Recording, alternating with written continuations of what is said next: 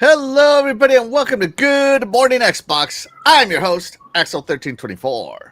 And I'm Cool Cat Terry. Non-fastback 6768. That's right, and another week has passed us by while we let the chat filter in here. Terry, what have you been playing this week? Nothing. Gosh, another week. Away. Another week. So I had finished up working on the projects I had at the time. I had finished up for my customer's car. So then after that, I took the rest of my days off. Actually, off. I did nothing. I was just like, I need to just relax because I worked so hard doing all that suspension and stuff. I just wanted to do nothing after that. So I did nothing, and it was great. I understand how you feel because I just finished like a huge project at work, and yesterday I woke up and like stress was gone, and I decided to I was like, I'm gonna do nothing. But then I was like, I want to go out. And I went out, but it was weird because like before I would go out and stuff, but I was always thinking about work and always thinking about doing stuff, right?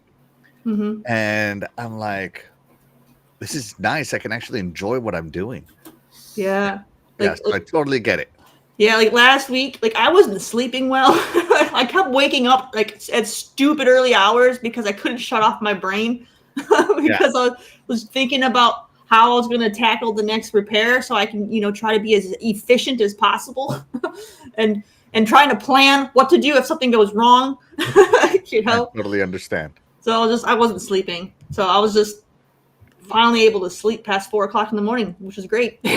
That is great. Fastback, what about you, man? You've been sleeping good? And if you have, what you been playing? Well, no, actually, I've been sleeping a little bit later than normal.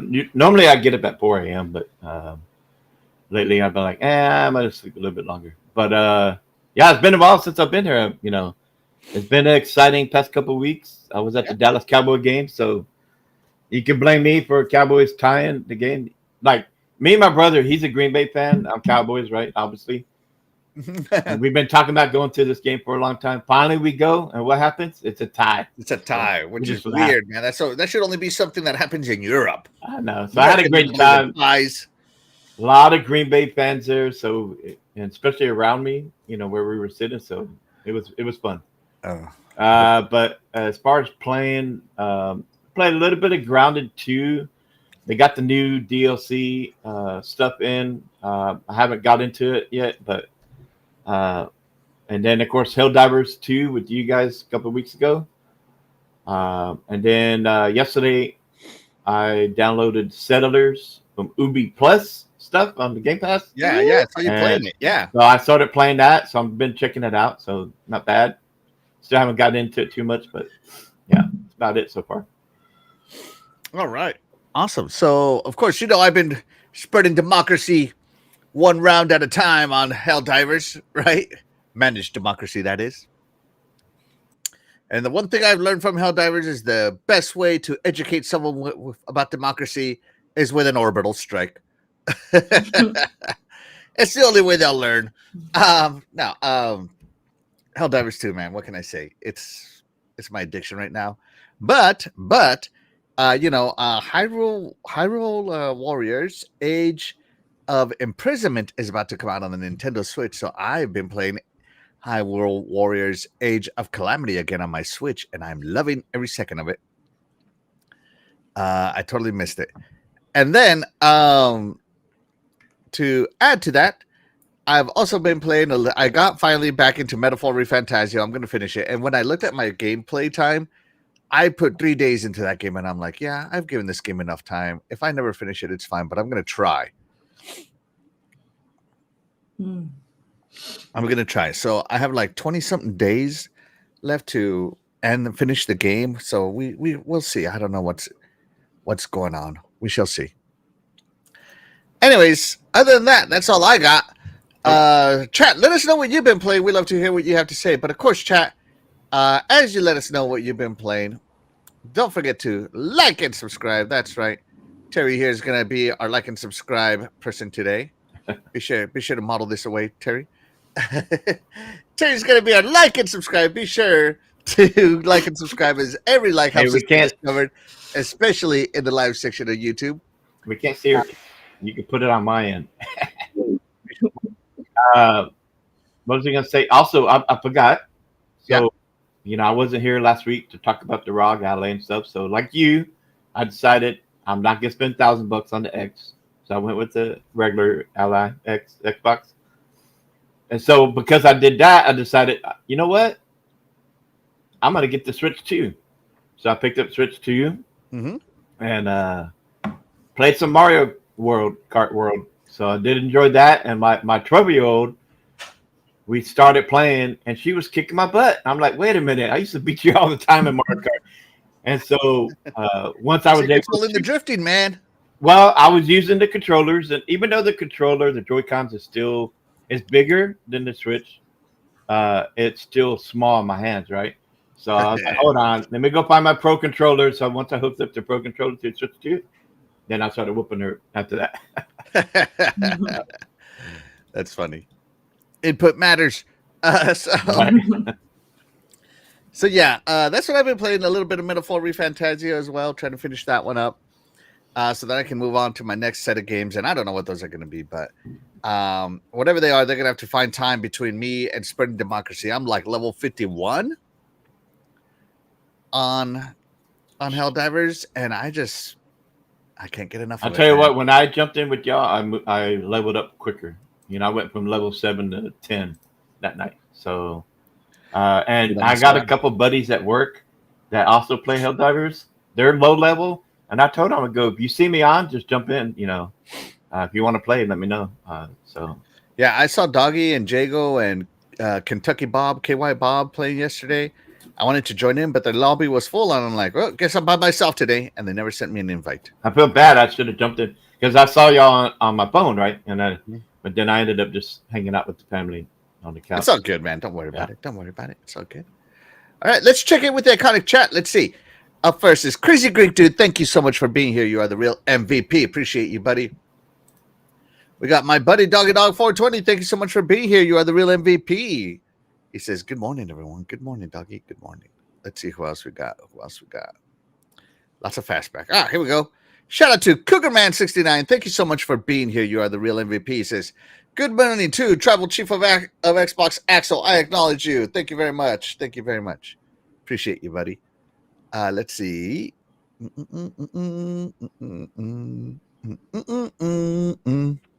Sorry. Shout out to Talos Ray. Thank you so much for being here. You are the real MVP. He says, hello, Axel, Cool Cat, Terry, Fastback, and chat. Let's see. We're going to wait for the chat to get in to see if before we get into the main topic, which everybody knows what the main topic is. So I prepared a couple of filler topics between now and then. Are you ready? Ready. All right. First filler topic between now and then is, holy cow. Did my subscribe button go off the screen? Okay, there we go. All right. So EA has been acquired by Saudi PFI. Or PIF, PIF, right? So, EA's been sold to investment group including Saudi Arabia's PIF group. Hold on, let me put this over here. Let me see. Nope, never mind. I don't want to get rid of Terry there. There we go. I guess that's just going to have to do it. To Saudi Arabia's PIF for $55 billion. That's billion with a B, Terry. It's a lot of money. That's right. So it was rumored, but finally EA has confirmed it has been sold to an investor consortium.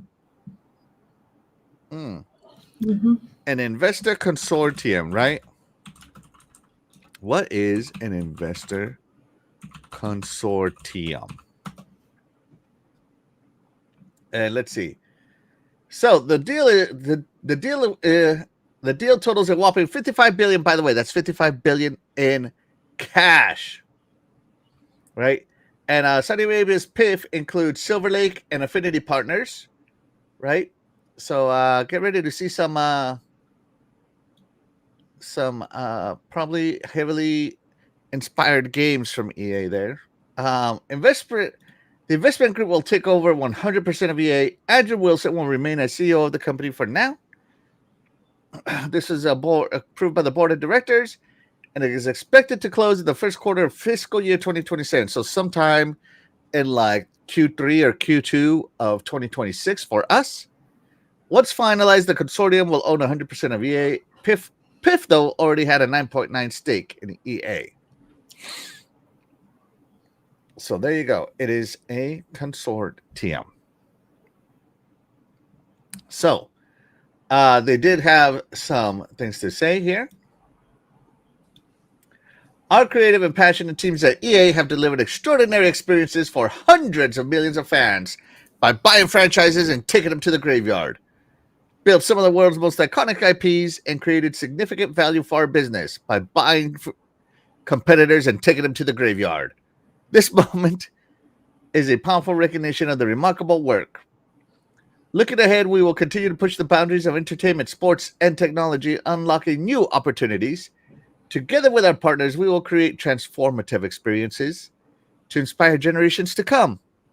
I am more energized than ever about the future we are building. I am richer than ever is what he should have said. So Terry Piff owns EA. I don't know if you play any EA games, but get ready to see some Piff-inspired stuff. I mean, usually in a lot of games, Middle Easterners are the bad guys, so I guess they won't be anymore? Not necessarily. But, well, they're not even going to make the games. So that's fine. Yeah. They're just... Technically are. No, they won't make the games. They'll have other people make the games. They're basically just investors. So it's no different than when... What's that group? Oh, I can't think of the group. Tencent? No, not Tencent, but like the big one, the one that's bigger than them, the one that bought Crystal Dynamics. Group?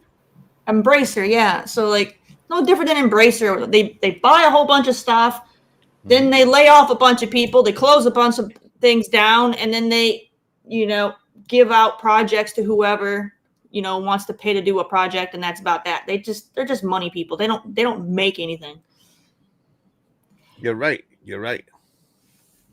But I think EA is about to learn to send more things to the graveyard, specifically, probably BioWare, probably because EA has sent so many studios into the graveyard. But Fastback, Piff is owning them. Do you think EA is going to add more studios to this graveyard? Yes, absolutely. And who do you think will be added to the graveyard? I can see BioWare because honestly, BioWare games really haven't been at that doing well. And now you got a new investor. If you're not making money, they're probably not going to have a problem saying, "Hey, put these to the shelf." They're the sports stuff is making money. Hopefully, Battlefield 6 does, and Respawn Studio, they've done well themselves. So, and we'll see. I mean, got to make money. If you're not making money, investors are going to say no to future projects. So it's unfortunate, but. Well, they already got rid of some IPs that they've shut down, like Dirt. So, I mean, if BioWare goes away, I would like to see if maybe they sell, like Mass Effect and to franchises like that we like, maybe to somebody else if they're not going to do them anymore. But then again, I mean, you look at Xbox, people. Not everybody, but people wanted Perfect Dark, and that didn't happen, right? So, Take-Two. If EA is not going to do it, then who would, right? Maybe Take-Two. So we'll see. They'll probably get rid of some of those smaller studios that aren't really, making much of anything important. Like Metalhead, they might get rid of them because no one cares about their franchise. So, and EA was already in debt. It's like 20-something billion, right? So they had to pay that off. Yeah. So, they're going to look for studios and games and what games that are making money. So whatever's trending, that's probably where they're going to go. So EA has 20 studios right now, roughly, right? Um, oh, they have 20 studios globally, but that doesn't mean that are 20 different names, right? So here's what they do. They got Motive, Respawn, BioWare, DICE, EA Montreal, EA Seattle. Maxis is still alive, which is weird. EA Salt Lake, EA Vancouver, EA UK, Criterion Games, which is probably going to shut down, just being honest here.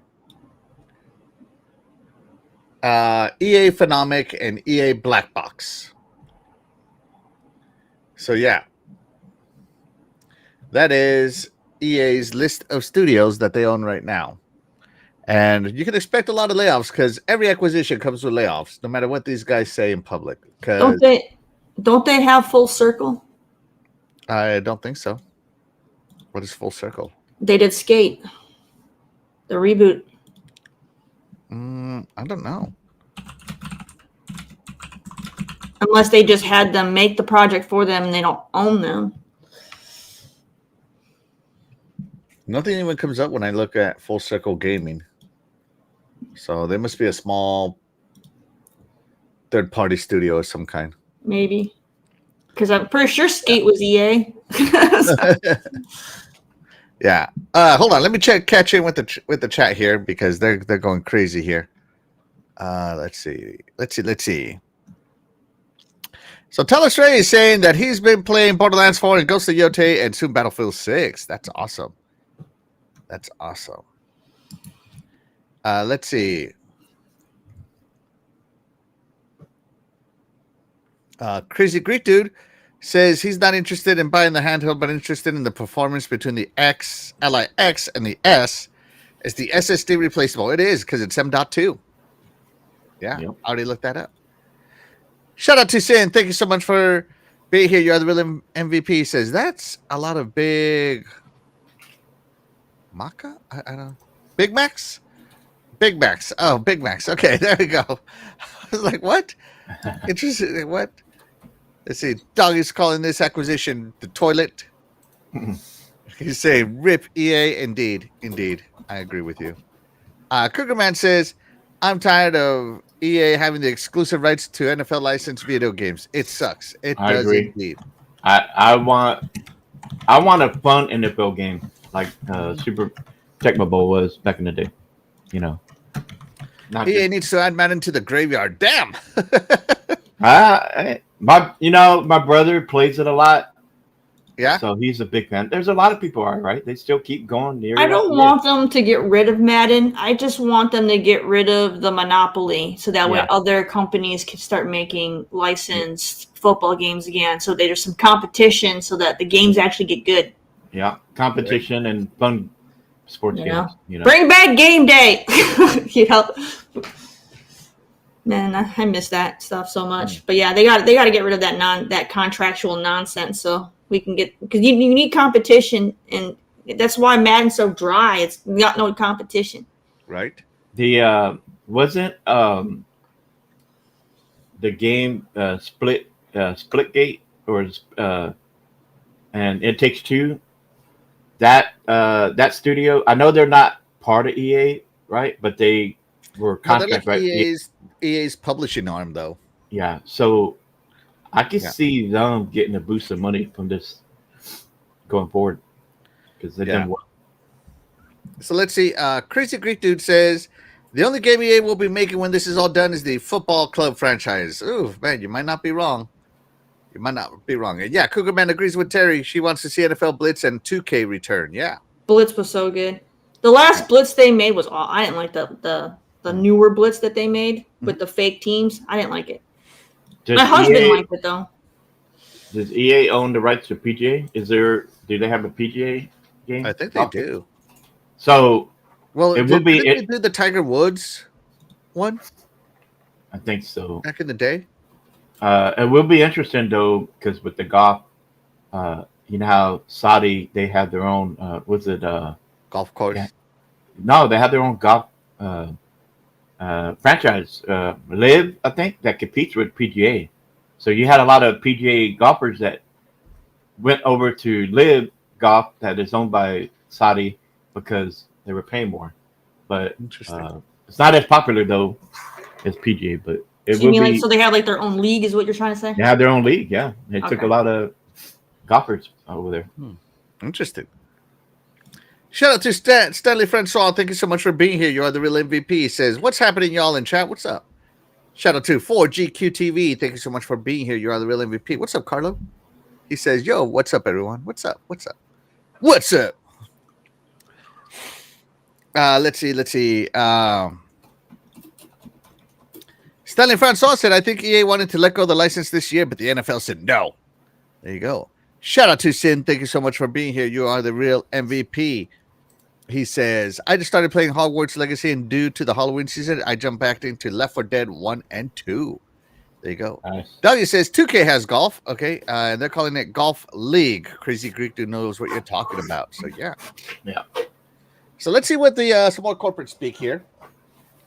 Silver Lake's Egon Durbar said EA's future is bright, stating that they would invest heavily to grow the business, and that Silver Lake was excited to support Andrew and the EA team as the company accelerates innovation and expands its reach worldwide. I thought they were already worldwide, but hey, whatever.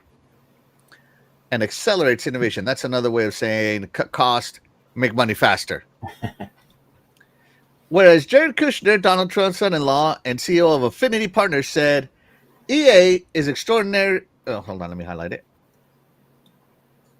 EA is an extraordinary company with a world-class management team and a bold vision for the future. I've admired their ability to create iconic, lasting experiences, and as someone who grew up playing their games and now enjoys them with his kids, I couldn't be more excited about what's ahead. Oh, speaking of skate, here Wait a minute. How can you have a world-class management team if the company was millions in debt?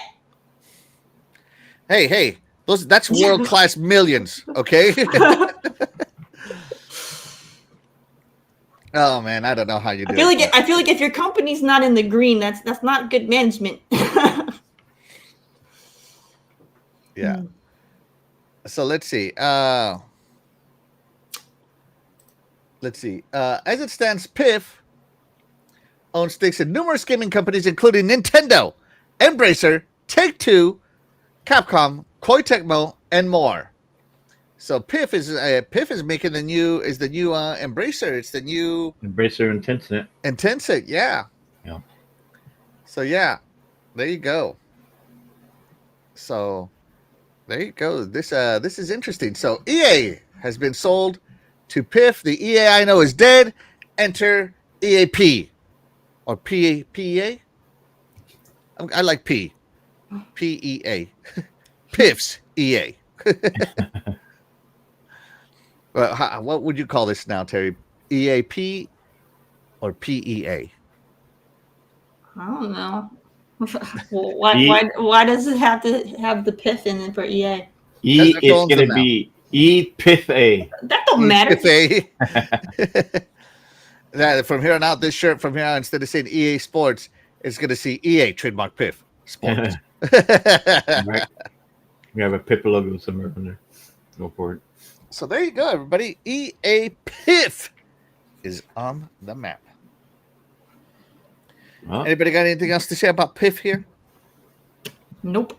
No, I think we said it all. The chat seems to be okay. I don't expect anything to change. No different than when Embracer buys stuff, other than they're going to shut down some stuff that isn't making them money, and that'll be about it. Yep. All right, let's get into some rumors real quick. Trim the fat. And people that like Mass Effect don't get upset. Don't get surprised that Mass Effect at this point. The next one doesn't come out. Yeah, I agree with that one. All right, moving on to the next topic real quick here. So Terry's favorite franchise of all time, Halo, has been in the news. So following Microsoft's tease that its next Halo project will be revealed at Halo World Championship, the company now says fans can expect to see a deep dive into the game. So, let's see. Rumors have suggested that it's Halo Combat Evolved. Microsoft has teased And Halo Studios says that it's now a deep dive. So let's get into it. All right, so this is going to be on Friday, October 24th, 2025. So, and in your blog post on Halo Waypoint, Microsoft says, back in June, we let the community know that we'd be continuing the conversation from last year's Halo World Championship and a New Dawn video and sharing more about what we've been working on. Like last year, we'll be on the main stage to talk about it. This year, we've also got a deep dive panel planned for the community stage that you won't want to miss. Both the segment on the main stage and the panel on the community stage will be going down early Friday afternoon, October 24th. So be sure you're there, right? So if you guys remember the last year, right? Will it change? Okay, no, it didn't. Okay, good. It did exactly what I want. So will it change from this? So if you remember last year, they showed us basically Halo moving over to Unreal Engine 5. If you guys recall here. So this is the next continuation of the Halo project, and I'm kind of liking that we're starting to get Halo specific news every year. So Terry, are you excited to see what's next on your new favorite franchise?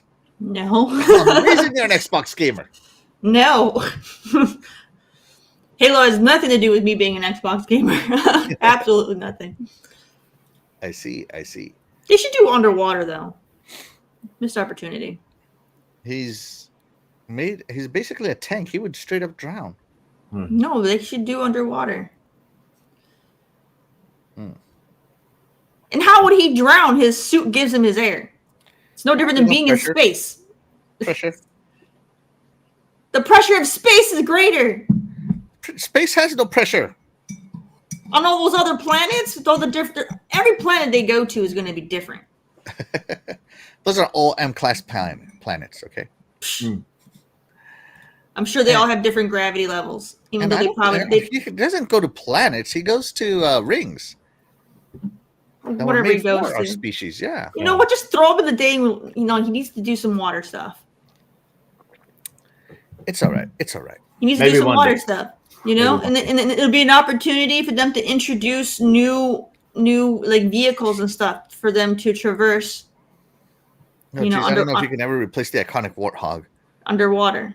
Oh, geez. The what would you call a Halo underwater vehicle? Because you got the warthog, you got the flying vehicles, and now you can have this one. Interesting.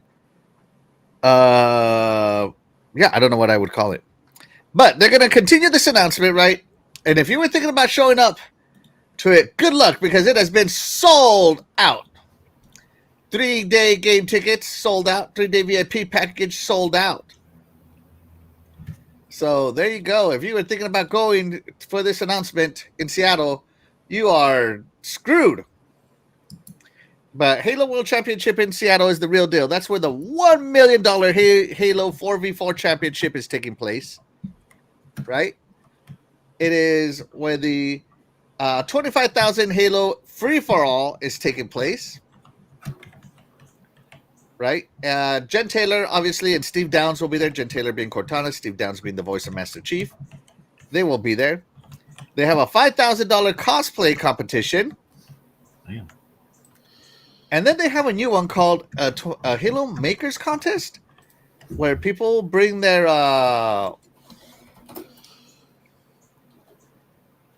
where I guess they sold something called a maker. Let's see. In the community, we not only see a lot of fans building armor to wear, but also weapons and other gadgets from the Halo universe and lore. Blah, blah, blah, blah, blah. It says, no, all interests must be fabricated by the maker. The use of laser cutters, 3D printers, CNC machines are allowed, but the design must be created and owned by the maker. I have no idea what the maker is. There's some software property or something. Yeah, there you go. Lots of stuff happening. So, yeah. Are you looking forward to the next chapter in Halo, Fastback? Always. Halo's a big reason why I got an Xbox.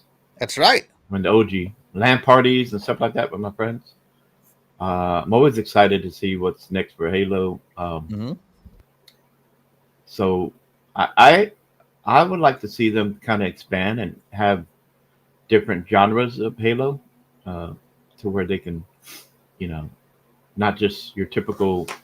We've had what Halo Wars. That's what strategy uh, game. I like to see maybe an RPG or something.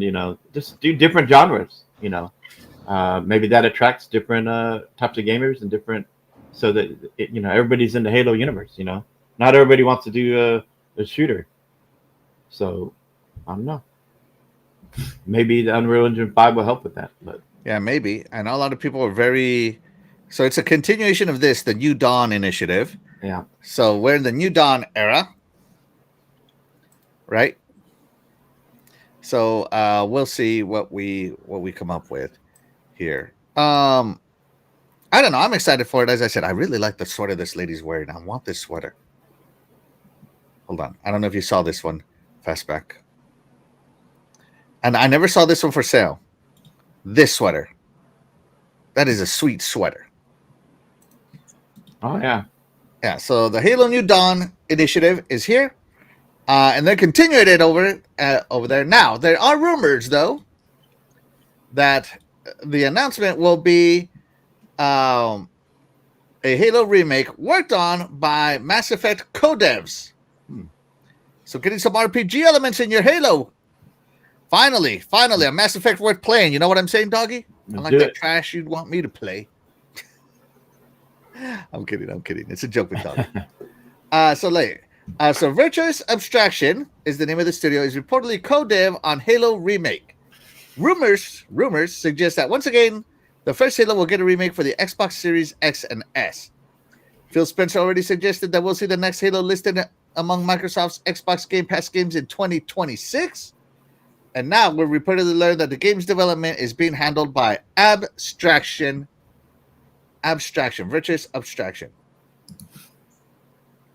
So this is going to be revealed, and it's going to be a Halo Combat Revolved? I don't know what it's going to be called. Evolved. Abstraction Virtuous Studios will be co-developing the game alongside Microsoft's Halo Studios. Virtuous has been bandied around a lot lately, especially by two major 2025 releases. The Elder Scrolls 4 Oblivion Remastered, which a lot of people praised, by the way, and Metal Gear Solid Delta Snake Eater, which Jago Kukin praises a lot. So they are Netherlands studios, so we'll see what happens. So they already know that Unreal Engine. So because this was made in Unreal, and this was made in Unreal, if you remember. Yeah. And what is Halo's next engine? Halo Project New Dawn engine in? That's right, it's in Unreal. So this is leading some more credit to it, in my opinion. Chat, let us know if you're excited for it. We'd love to hear what you have to say. Let's see. Let me check in with the chat. Oh wow. Let me see. Shout out to D487 says, I'm about a half hour late. I forgot it was Sunday. Hey, it's all good, man. It's all good. We appreciate you being here. Anyway, you are the real MVP. Let's see. Talos Ray says a Splinter Cell underwater. Ooh, there you go.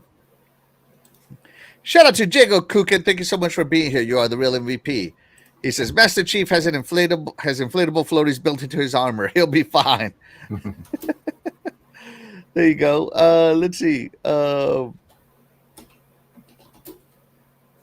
Let's see. I think that the Leviathan already exists in the Halo world. Kokateri. I think.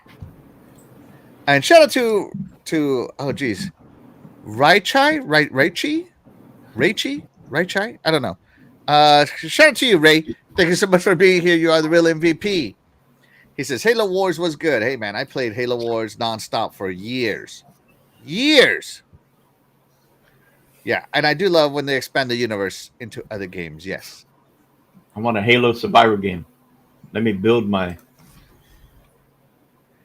They had a Halo Survivor game. It was called ODST. Because you went to Master Chief, you had to be more careful, more stealthy. I liked it. True. I liked it a lot. So yeah, I'm very excited for this next Halo. And I did read somewhere that also Yeah, yeah. Obviously, it's going to come to Xbox Game Pass and all that first, right? The remake, whatever the first one.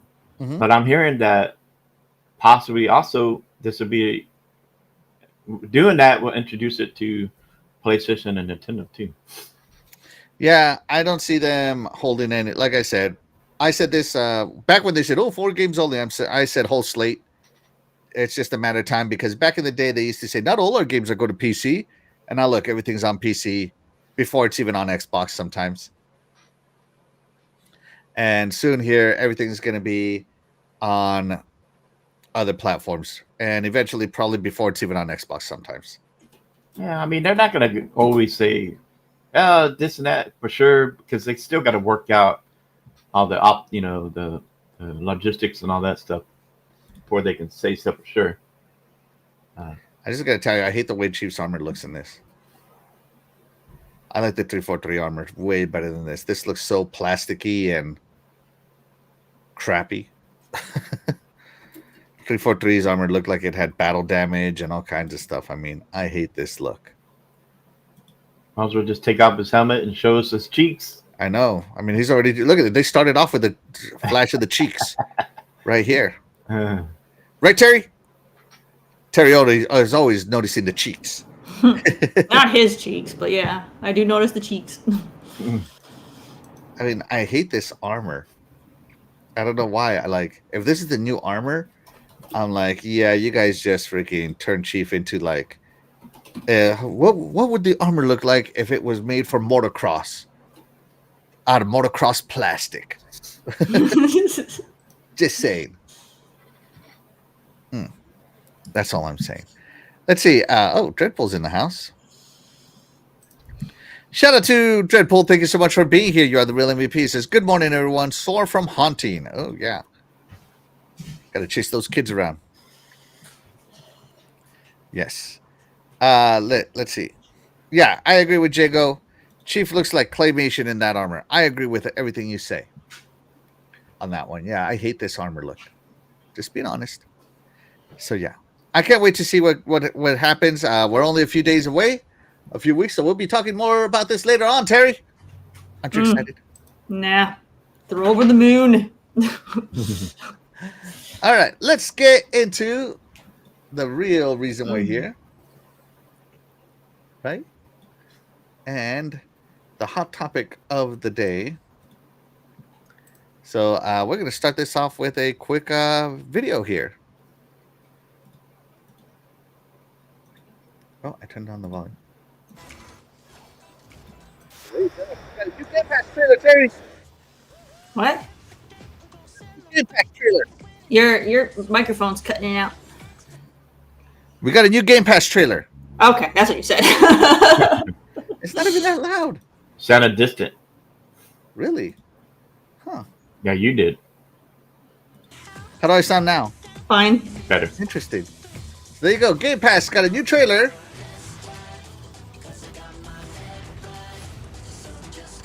Oh, man.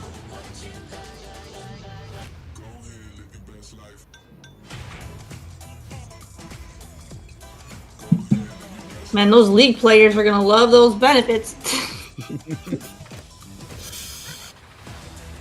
I used to play League like there was no tomorrow, man. I played nothing but League for like 7 years.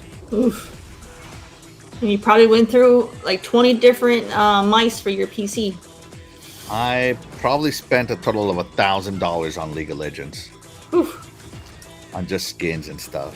Wow. I was really into it. Yeah. Chop that tree! So new stuff, new trailer. So what all are they announcing here, right? Unbelievable games, which Game Pass already had. Unparalleled access, unbeatable benefits. See unbeatable benefits, but they don't really show what the benefits would be. Other than mentioning Riot, it's going to get something. Well, Riot already has it. You basically unlock all the champions for free. Oh, that's cool. But what are the unbeatable benefits? That's unbeatable. So, so here we go. So they announced this new Game Pass, but part of the thing that it didn't show you here is that it was came with a price increase, Terry. So two of the pieces stayed in place. So I hate how this does it backwards. So we're gonna go about this a little backwards. Okay. Here we go. All right. So they renamed Xbox Game Pass Core into Xbox Game Pass Essential, which now has 50 games, has unlimited, and now they added cloud unlimited gaming to it. Obviously, it comes with Xbox Live, and they said play and earn up to $25 a year in the store with rewards. Now, this is extra points, okay, not limited to only $25 a year in points. There's extra points you could earn a year, and I know because I've been testing it. Right? Mm-hmm. Getting started with the new Xbox game plans. Let's see. Where did they go? All right, Game Pass Essential. Here we go. Essentials for players who want the essence of everything Xbox with access to games across console, PC, and cloud. Essential makes it easy to jump in and start playing whether you're diving into solo adventures and teaming up with friends. Blah, blah, blah. The Essential plan includes what I just said. And it includes titles like Hades, City Skylines Remastered, Stardew Valley, Warhammer Dark Tide. But you also get access to that cloud gaming, right? Which if you own games, you have access to them now on the cloud on this, right? So subscribers also get access to in-game benefits in some of the biggest games like League of Legends, Call of Duty, Warzone, and Overwatch 2.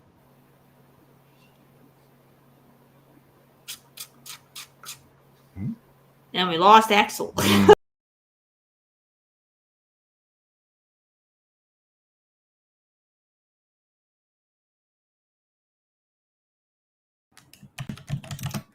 How long have I been talking by myself?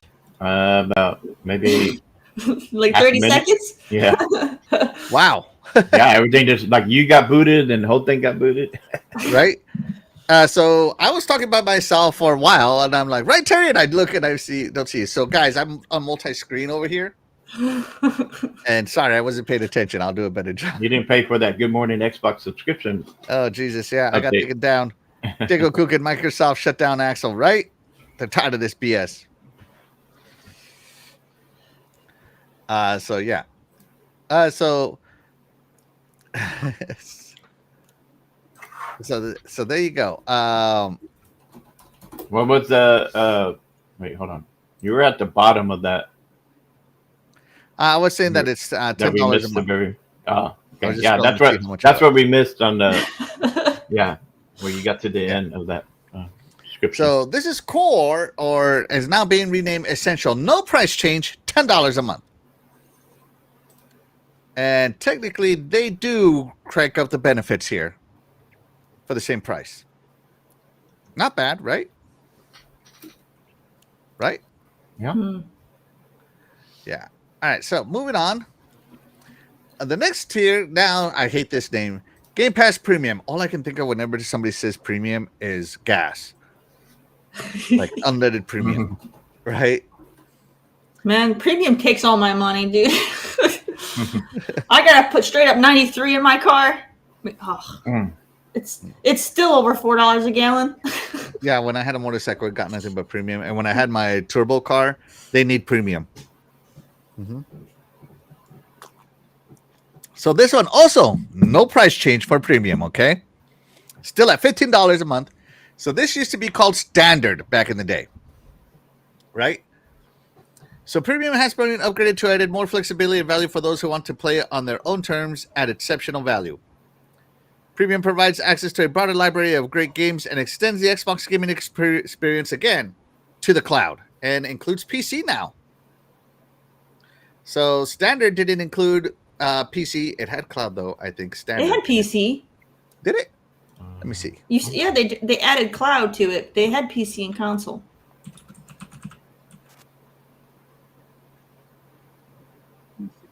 I don't know, the way they word it says is also now playable on PC.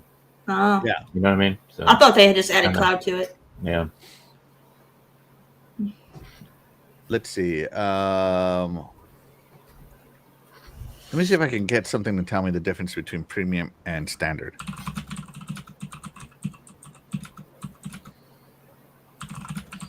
Game Pass Premium.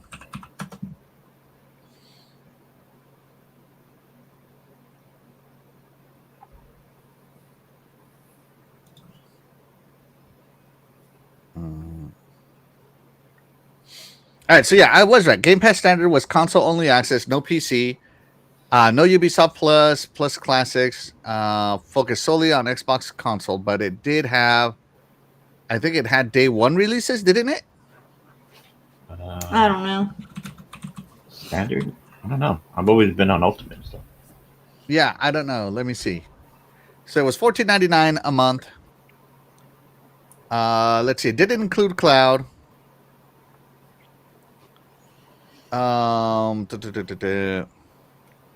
It still had the new Game Pass releases within a year launch, so that's not different.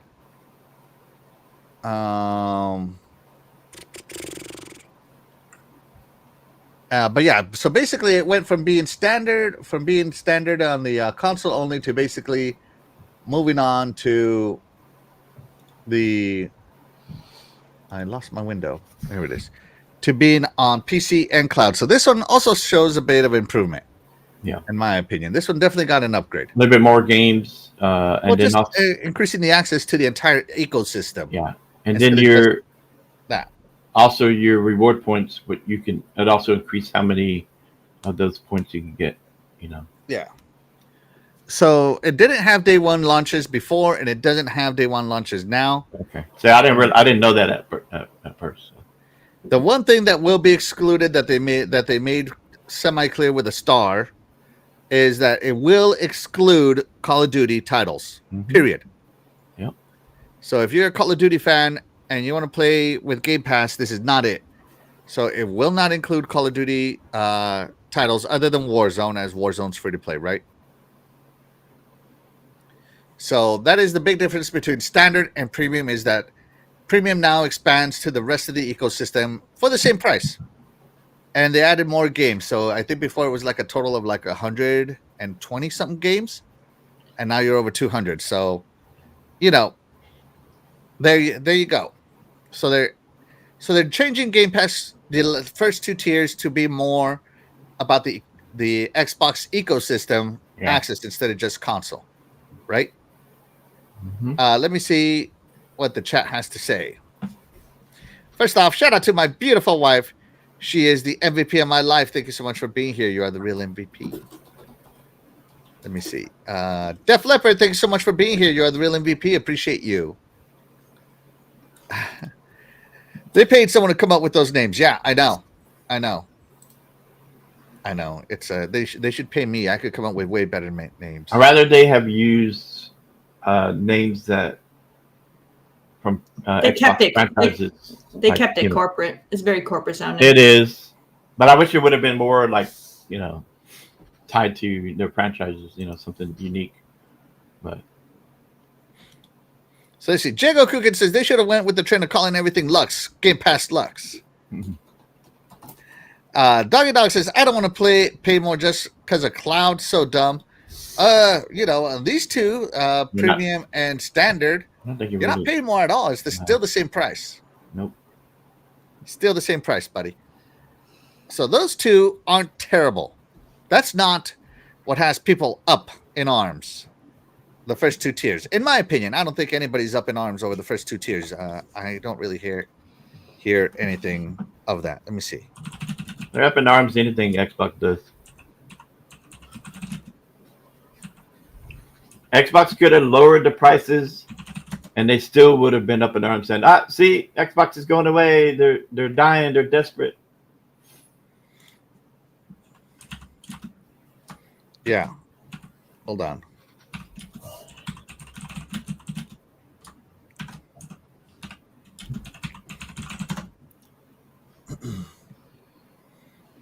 All right, so here we go. So let's see. Remember when games with gold was good? Now PlayStation Essentials are getting Alan Wake 2 this month.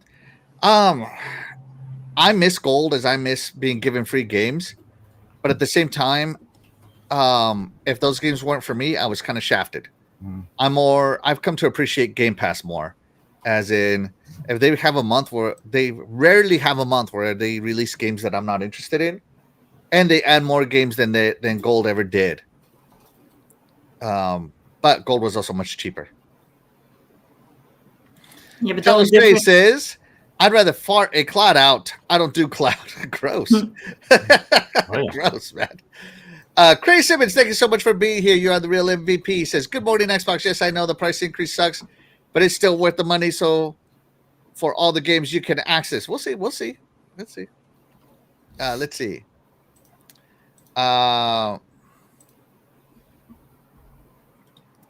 What they don't mention is when third-party day one will come to premium. They never announce it, man. It's always a surprise. Yeah. Yeah, and Glitzer, shout out to Glitzer. Thank you so much for being here. You are the real MVP. He says, after Nintendo and Sony raised prices, Xbox would have looked like a white knight to consumers by not raising prices. But they've doubled down. They said, hold my G Fuel. Let's see. Raichi is saying $30 is still a good value buffet, but I have eggs at home. Oh. Let's see. Shout out to Princess Zelda. Thank you so much for being here. You are the real MVP. It's so good to see you. Shout out to her. Yeah. And Jago, I said that the first two tiers are fine. It's the last one. Yeah. And Raichi, Xbox does something controversial every 3 months. Yeah. Microsoft does work on those quarterly profits, man. If you want stability, you are in the wrong fan group. Just being honest. Because these guys eat their words more than any other company in the world. Just saying. Right? And shout out to Happy Cloud Gamer. Thank you so much for being here. You are the real MVP. He says, I use PC Game Pass and I use GeForce Now. That's right. He's the cloud gamer amongst us. All right, let's get to what everybody has. Everybody has them in arms, and that is this one. Game Pass Ultimate went from $20 to a 50% price increase to $30. Now, 50% price increases are not unheard of in the world, but usually it means that someone is going out of business and they're just trying to make some money. I don't know. They just announced that they made $5 billion off of Game Pass, and now they're raising the price to $30. How much was it before? $20. So it's $10 more? Yep, $10 more. Worth it. A heck of a price increase. Worth it. All right. We'll get into it. Let me get to what it does, okay? I can explain. We'll see. You can explain. Okay. It's be alone in this. Wait. Hold on, Terry. Let me Hold on. Wait. We got a lot, so we'll wait. I'll be. Yeah, wait, because I know you guys are gonna go off. Hold on, okay? All right. So PC Game Pass has 400 games. It's obviously the whole ecosystem as it was before.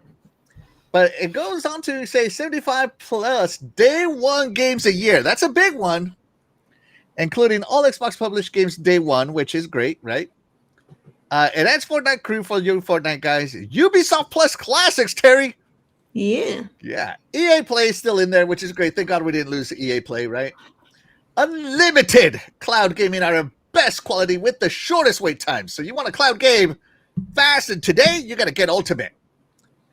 And you can earn up to $100 extra a year with rewards. And I've done this with my own rewards. I've been looking at it. You get extra like it says, oh, you signed in today, it was 5 points, and it's like, and then it goes to ultimate bonus or whatever it is, and it's like 35 plus more points. Yeah. So you get more here in Microsoft Rewards, right? So hold on, I have this broken down. $30 a month, right? So the game library went from about 300 games to 400 games, right? It added Ubisoft Classics, which is I misspoke the other day. I thought it was the $17 a month Ubisoft Plus, but no, it's I think the Classics is like $7 or $11 a month or something like that. So I remember going to Ultimate because I played on PC and I wanted Game Pass on PC, but now all three tiers on PC. So that's kind of cool, but now you got some thinking to do. So hold on, we are gonna get into it, Terry. And by the way, Cloud on Ultimate goes up to 1440p now. So remember, it used to be at 720, and now it can go all the way up to 1440. And Cloud is officially out of beta as well. They forgot to announce that. So let's get into it, Terry. Game Pass. Tell me which one is worth it to you and why, Terry. I mean, they're all worth it. So it just depends on what you want. To you, which one is going to separate you from your money? I mean, I have Ultimate, and I'm not going to get rid of Ultimate. You know, it's like a $10 increase, and I'm getting more for it. And to be honest, like, I haven't been gaming much lately anyway, so I haven't been getting my value for Game Pass, even when it was $20, because I don't play anything. I've just been giving them money. So you think I'm going to be mad about paying $10 more for more games I'm not playing? No. I've already been happy just throwing money away. So Terry, let me give you my cash app so you can throw some money this way. You know, it's just like it's just like my streaming apps, man. Like, I've been paying for like Hulu and Peacock, and I haven't watched either app all year. So like, whatever. But no, but it's worth it. I mean, even with the Ubi Plus Classics, you know, that alone makes it worth it to me just to have that as an extra bonus. And then, you know, because I switch my Ubi Plus on and off. Well, for the console version, you only have one option, and that's the $18 plan for console. PC, you can kind of piece it out. But for console, you have to get the $18 a month plan. So I usually switch mine on and off when a new game comes out so I can play the new release on, you know, for $18 for that month. And then I switch it off because I'm not spending $80 for games anymore. So that's how I do it. So to just get their classic games, I mean, if you're someone who doesn't, you know, mind waiting for games, you know, you can just go through and play a lot of the older stuff, and that's fine too. And if you're someone who's like Axel, who doesn't play Ubisoft games at all, the classics is enough of a backlog for you to get your money's worth. So worth it, man. It's worth it. Yeah, I've been really thinking about which one I'm gonna go to, but we'll get into me here in a little bit. Fastback. So Terry's an Ultimate Gamer still. So hold on, I'm gonna put Terry on here. Yeah, I need to start playing games again now. I really do. $30 Cool Cat Terry. Yeah, that's right, $30 Cool Cat. All right, that's her vote. Fastback. What about you? Where are you at? I am still an Ultimate Game Pass gamer. I didn't get up and down. Look, I'm gonna say this. Everybody acts like they raised the price to $30 without adding anything to it. Everybody acts like they just raised the price and no value added to it. Right? Nobody not get it. Ubisoft Plus or EA or, you know, the Fortnite crew stuff is not for everybody. I get that. All right. So yeah, it would be nice if they gave you options like, okay, instead of this or that, but they gave you options. You don't want that stuff, you go to premium or essential. So for me, I like the added value. I love playing games in Game Pass. It increases my backlog. I can't play every game, but the games are there for me to play whenever I want. So, and I could try a game and I don't like it. Okay, let me go to the next one.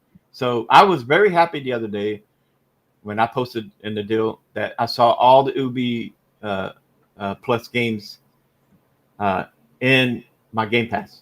And I'm like, oh, yeah, I haven't seen that game. Oh, I didn't know that game was, you know, these are games that I haven't seen in a while. So now these games are back in front of my eyes like everybody else. And now I can engage in them because one thing about subscription services, people are more engaged in games than just going after, even if a game is on sale and they only cost $10-20. Sometimes people just don't want to spend the money and buy a game. But if it's into your subscription service, you're more chances are that you're gonna download it or use the cloud net, right? And try it out. If you like it, you play it. Yeah, exactly. So there is a lot of benefits that they added to Ultimate, and yet $30 a month is a lot. I get it. I'm fortunate that I can afford it, but I know that there are people out there that can't. It's a lot. You gotta pay bills. You got other things that are more important. But they have other things that you can choose and still get some added benefits. That to me, yes, Game Pass went up, but there was Ultimate. but it's still compared to PS Plus or even whatever Nintendo does as far as providing online, you get more value here with Xbox. So that's the way I see it for me. So I'm okay with it, you know. But I would not be okay with it if they didn't add no value to it, and I would just stick with premium. All right, so Fastback is a $30 Ultimate guy, right? Yeah. Let me add it to your name here. So we're gonna go $30 Fastback. All right, so for me, I am good on Ultimate till next year now. I'm good, and I'm probably gonna buy more $20 gift cards here soon to expand it while I still can. Yeah. Because I do like Ultimate. I want to be an Ultimate guy. And so I was thinking about that. Do I want to be an Ultimate guy or a premium guy?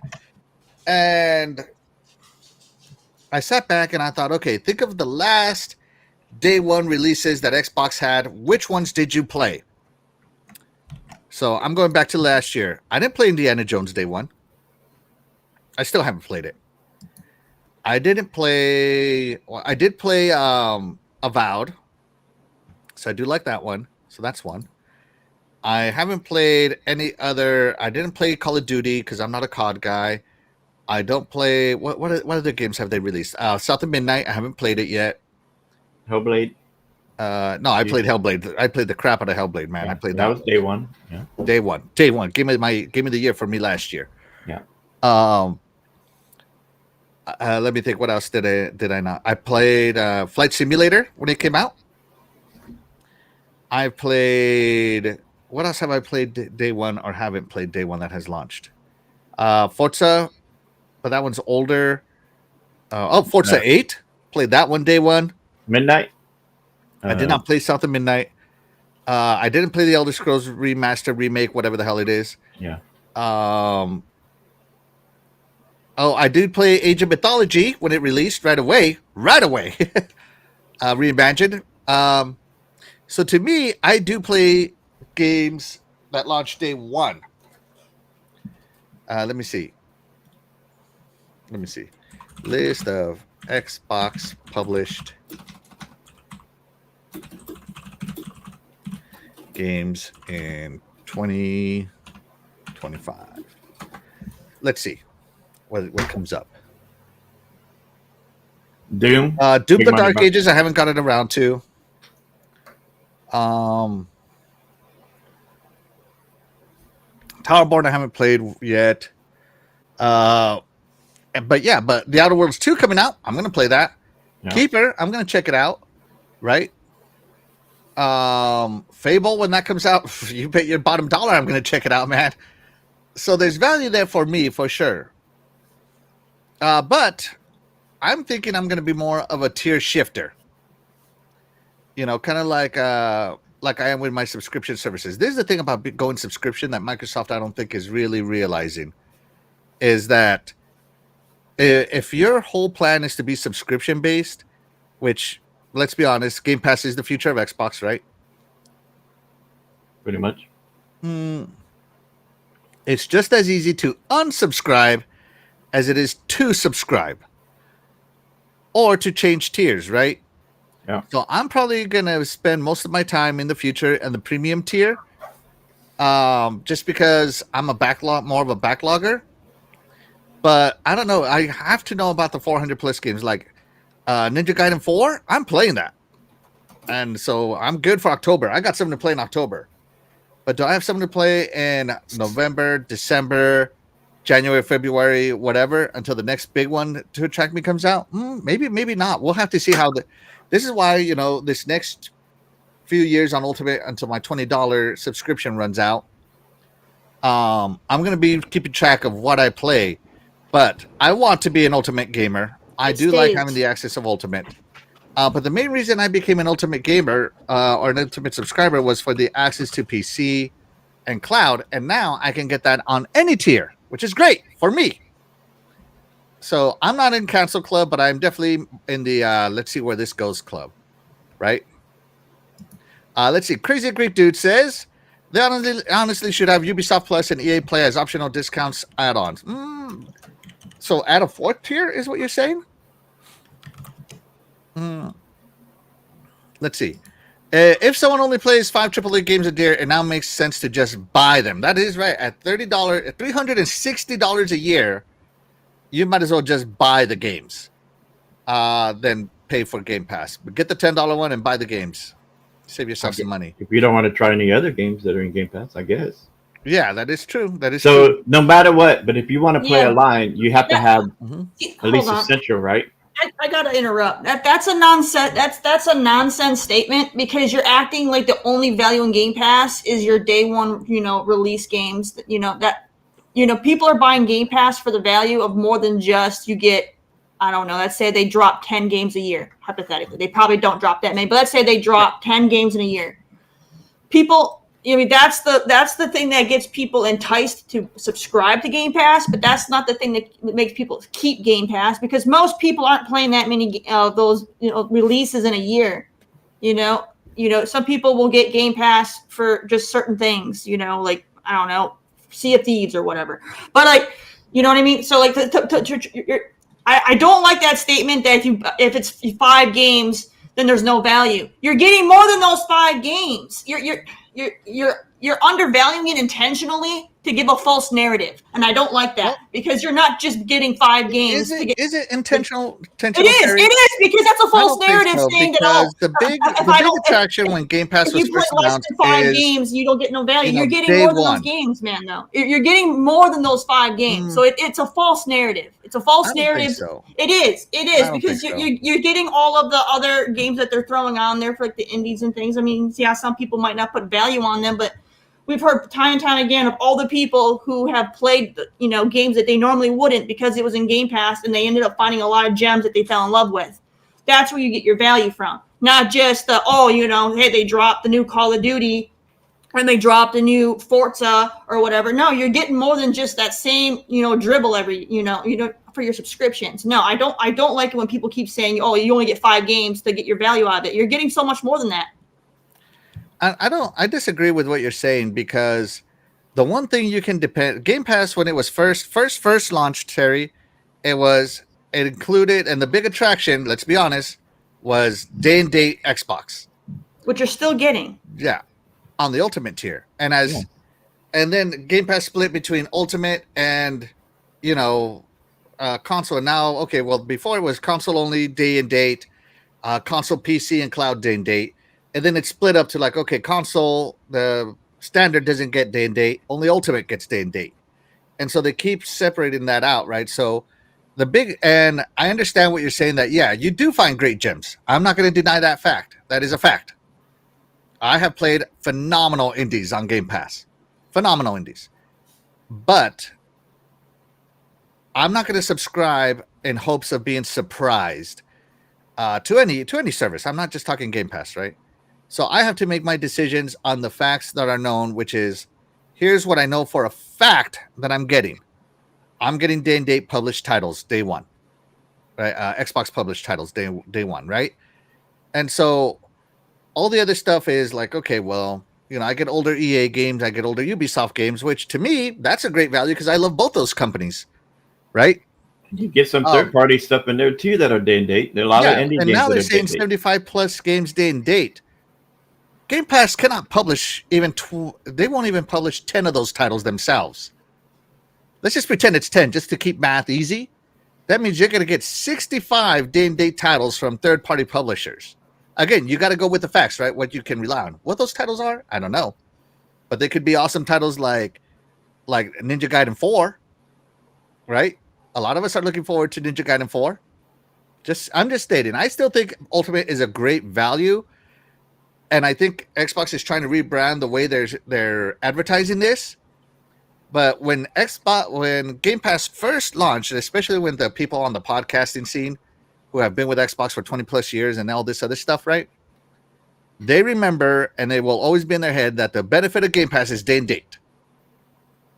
Because that's all it was when it first launched. And it was like 2 games, and we've been spoiled ever since, which is great to be spoiled. Don't get me wrong. I'm not saying anything against it. And I'm never going to defend a price increase. Ever. I still only want to pay $20 for this. You're still getting enough games day and date to justify the ultimate. You don't. I'm not saying everybody. I'm not saying everybody has to be on ultimate. There's nothing wrong with going premium or essential based on whatever your needs are. Mm-hmm. But like, there's even if they guaranteed 20 plus games day and date, the average gamer isn't going to play those anyway. So even if they promise 10 games, that there's no guarantee someone on ultimate's going to play all 10 either. So it doesn't, there's. I wish I had that kind of time. So yeah, the value is there. It's just how are you utilizing it? You know what I mean? Mm-hmm. It comes down to you. Instead of bad mouthing the plan. I mean, if they're giving you 20 games to get your value, but you're deciding to only play 2 for whatever the reason is, whether it's time or maybe they're just not the games that are interesting to you. That's a you problem. That's not a tier problem. That just means if you're not utilizing that tier for your own reasons, then downgrade to the other tier. Why badmouth that tier because you're the problem? Right. Go to the tier that's for you. Shout out to Juan Antonio Escudero de Leon. Holy cow. Hello, Juan.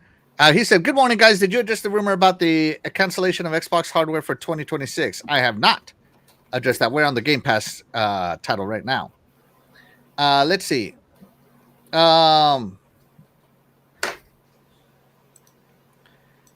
D makes a point here. As long as you're buying a $30 game a month or $42 game over on PlayStation, Microsoft is still saying you're $30 a month. Hard facts. Hard facts. Shout out to Princess Zelda. She says, can we please get a family plan? I know, instead of giving us a family plan, they gave us a $30 plan. What kind of crap is that? It would have been nice, but that was a dream that people were hoping that was going to happen. Xbox never said they were going to do that. Ray GC says, people are not excited for COD 7. They're excited for for Battlefield 6. I don't think that's true. The internet is always this way, man, but we know the facts. COD is going to make numbers, and Battlefield 6 is going to come distant second. Battlefield made numbers when they made their announcement. Then COD made their next announcement, and COD completely wiped the floor. Yeah, if you look at the number of views, completely wiped the floor with them. It was embarrassing. Yeah. So no, that's straight up. Even if Battlefield 6 is a better game, it's still not. Yeah, gonna outdo. And I think here, Glitzer hits this right on the money. It's not just extra $10 a month. It's on top of the extra money for rent, utilities, insurances, groceries, etc. People feeling like oranges at Tropicana. We're getting squeezed. As a whole, yeah. And you got to make your sacrifices where you got to make them. And gaming is a hobby. But you're not being forced to be an ultimate. Yeah. They are not forcing you to be in subscription. You can still buy your games whenever you want. Yeah, that doesn't being forced on you. Yeah. So the premium is fine too, because if your issue is you're not playing enough of the games to get your value out of ultimate, then just go premium. And you don't have to have the day one. You're getting the day one games later. It's like it's not technically day one. We'll call it day 30 or whatever. But like you're still gonna get them. You can play them later. I mean, how many times have we had access as an ultimate subscriber, access to day and date for a game, and you didn't play it when it first came out anyway because you don't have time. So why be mad about something like that? Because like South of Midnight, everybody here, I believe, was hyped for South of Midnight. I didn't play it at launch. I started it later. Axel still hasn't played it. It's on his backlog. So day and date don't really matter, no, does it? Because you're still not everybody's going to be able to play the game at launch. Not everybody has that kind of time to just sit home and play a game every time a new one drops. And I bet you they have the numbers. I feel called out. I'm going to call out everybody on this nonsense about, I don't get my day one games. Well, how many of those day one games are you actually truthfully, stop lying to yourself, truthfully playing day freaking one? And I bet you a lot of them you're not. So it's just more BS that people just want to, spew out to try to make them feel better, and justify stuff when no, if you're not playing those games day one, then just get premium. You're still getting access to those games and you can play them when you're ready and you're still saving money. Why sit here and BS over a plan that doesn't work for you for whatever your needs are? Just get the one that's for your needs, man. Just get premium and stop whining. Like there's nothing wrong with playing a game later. So our backlogs are so freaking huge as is you're not going to be hurting if you have to play a game 30 days later or 6 months later or 6 months later even. Like you're not going to be hurting. Like everybody here every single day, complains about how their backlog is so freaking huge. Well, guess what? Go play some of those then. It's Yeah, and that's right. I did say 2025 was the year of the backlog, right, Terry? yeah, So, Sir X-Men says, I recently dropped down to Essential because I just bought my top games I'm playing for about 5 months already, so I don't need Ultimate right now. There you go. See? Yeah. It worked for Yeah. him. I mean, just downgrade and go through your backlog, man. Save some money, play. There's so many great games out there that a lot of us haven't had a chance to play. Just go play them. Sorry, I forgot to do this. Shout out to Sir X-Man. Thank you so much for being here. You are the real MVP. Shout out to Lady Gamer 1980. She says, I was on 12-month PS Plus until I decided to go down to 3 months because it's cheaper for her.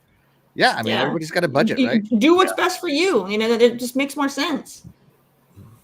and also too that game prices have gone up, right? If you buy them physically. So let's say you buy 5 games for $80 each. That's $400. That's more than the Ultimate a year. Now you say just like premium, you can wait till day one. And back in the day, I was kind of more of a premium gamer. I didn't buy every game day one. I waited for the sales. So I guarantee Xbox, they see the metrics, they see what people are doing in these subscription services, and say they try to tailor these tiers. And so, and ABK was expensive, right? So they had Call of Duty and Game Pass there for a while, as far as the regular, but they want to make money off of it. So they're able to they can make more money if people buying Call of Duty than leave it in premium, right? If you want to play Call of Duty, well, then you can get Ultimate and pay a little bit extra. But they want their money. So. Absolutely. I mean, I want my money. So let's talk about some of the things the internet has talked about, and I've been keeping an eye close on these. I'm so glad I didn't do a reactionary podcast because it gives me time to analyze. So let's go over some of it, right? So Xbox, everybody said that Xbox is bombarding them with Game Pass ads following the increase, right? So first off, they do this every time they get a new release, every time a hot title releases. This happened on Expedition 33. This happened with Wu Chang. This happened with Silk Song. They bombard when you turn on your Xbox with an ad. So now they're bombarding you with Ultimate. Now, I already have Ultimate, so I don't know why I got bombarded. Maybe it's just all the way out there. But it was one time and one time only. Yeah, I don't feel like bombard. And then you see at the bottom, you see advertisements and I never see it again. Yeah, I don't see a big deal about that. So I don't think it's a big deal. But it's kind of weird when I just want to turn on my console and play to see an ad. I see the annoyance. A good thing it doesn't happen every day or every instant. But also, too, on my console. We haven't said here yet. Well, at least there, and let you know starting November 4th. So if you don't want to be an Ultimate, you have time to change your subscription. Yeah. So would you rather Xbox give you some kind of information, or all of a sudden now you're paying $30 a month? You're like, hey, wait a minute, they didn't tell me anything. They didn't show me anything. Wait, and then the price isn't even so. I don't know if we're talking about this later or what, or if I'm getting ahead of myself. But if I recall from what I was reading, this price increase is basically only affecting people who are just getting into it now or have let their subscription lapse. They said that as long as you have already been locked into a subscription and your subscription is on auto renew and it doesn't lapse, your price is not changing. I did not see that. Yeah, I saw that. I haven't seen that one yet. They came out and said that your price is not changing. Now, all the jokers that went out there and canceled, you just screwed yourself, because now when you resubscribe, you're going to have to pick the new tier and get the new price. I can't verify that as I haven't seen it. So I saw it in an article that they had where Microsoft came out and they said that as long as you do not have a lapse and you have auto renew, your price will not change. Really? This is only going to affect people who have canceled, or maybe your payment gets declined and you end up having a lapse or something or whatever, to where maybe you have to take a month or two off or whatever happens. Then when you resubscribe, then you're going to get the option where you have to pick one of the tiers. And this was for console. So I don't know how they're doing it for PC, but this is specifically for console. They specifically said if you have a console subscription. Yeah. I would think that if you're already paying monthly it would automatically move up in price. Yeah. So that's what I would think too. Yeah. So based on my understanding, as long as you don't cancel and you don't you have any lapses, you're staying on $20. Wait, I hope that's true, but I haven't been on auto renew. I've turned off auto renew years ago. I think the last time I auto renewed on a Game Pass was when it was like $12 or something like that. Because I used the because you do the stacking. That's why. So I did the stacking. Yeah. Yeah. So I don't know how it'll work for you since you don't have your auto renew on, but no, it's probably gonna auto renew me at $30. Lock me into that new rate. It probably will because they said as long as you had it before this thing came out, you're locked in. You're basically grandfathered in. Let's see. Shout out to Bodasaktra. Says, if there's no Xbox or gaming PC, you can afford cloud gaming is all you have. That's the plan. Hey, they've invested heavily into cloud. Those servers are expensive. Let's see. Let me see what else they have. Let's see. Everybody says Microsoft doesn't even advertise, then cry when they do advertise. Oh, doggy dog hitting them with that. Let's see. All right, so let's see what they. So first off, you're hit with an ad, which is not new. It is annoying because it's an ad, but it's not new. If you cancel though, the whole bottom of your Xbox area, which has always been dedicated to ads, here is now just nothing but Game Pass ads. Well, sorry, man. Hey, you're on their ecosystem. They're gonna want you in their ecosystem even more. I don't think there's a problem, as this has always been there. Yeah, always. I see that on my daughter's account because she doesn't have Game Pass, so I see that. And this area has always been dedicated to ads. I want to get rid of it, but hey, what can I do, right? Yeah. Let's see. Oh. And so because of this, people are saying like, "Oh my God, we're being bombarded." I don't think so. I disagree with that statement. 110%. Let's see. I could sworn that when I booted up my Switch 2, there's some kind of ads there on the bottom somewhere. Mm-hmm. I mean, I'm not on PlayStation. If anybody gets on the PS5, is there any ads on that too? I mean, I don't know. Yeah. So here we go. So there's been some semi-negative fallouts here. One of them, and Doggy has been posted this in the chat often, is after raising Game Pass prices, Xbox also seems to have removed most of subscriber DLC discounts. I didn't even notice there was DLC discounts the whole time I've been a Xbox subscriber. I don't play DLCs, so I did not notice this. So I'm sorry, chat. I have nothing to say about this, as I don't know. But Xbox statement said, this is not specific to any one game and reflects all games and DLC purchases. Instead of a discount on the purchase, Ultimate and Premium subscribers will earn 10% and 5% respectively in points when purchasing select games and add-ons from the Game Pass library. Ultimate members continue to have a 20% discount on select games from the Game Pass library, so that stays. On top of that, all reward members will earn points when shopping games and add-ons on the store, while Premium and Ultimate subscribers will earn even more, 2 times and 4 times respectively. So they did get rid of the DLC discounts, which again, I didn't even know was even a thing. But you get more points to get your gift cards. Well, I know. So I don't know who was a 10% discount. I don't know how much a DLC costs. Let's just say you buy a $100 DLC, you save $10. You'd have to buy 10 of those to equal the same amount of money you're getting on Ultimate on 4 times points. So I don't know. I think it is a little better. Just doing the math in my head, guys. Just doing the math. I get 4 times points by just signing in instead of buying. But I also still get points by buying. So yeah. I feel that it's better than the 10% discount, but that's my selection, and that's just me doing my math in my head of where my money goes and how I can get it fastest. To me, that seems like a better deal, mathematically.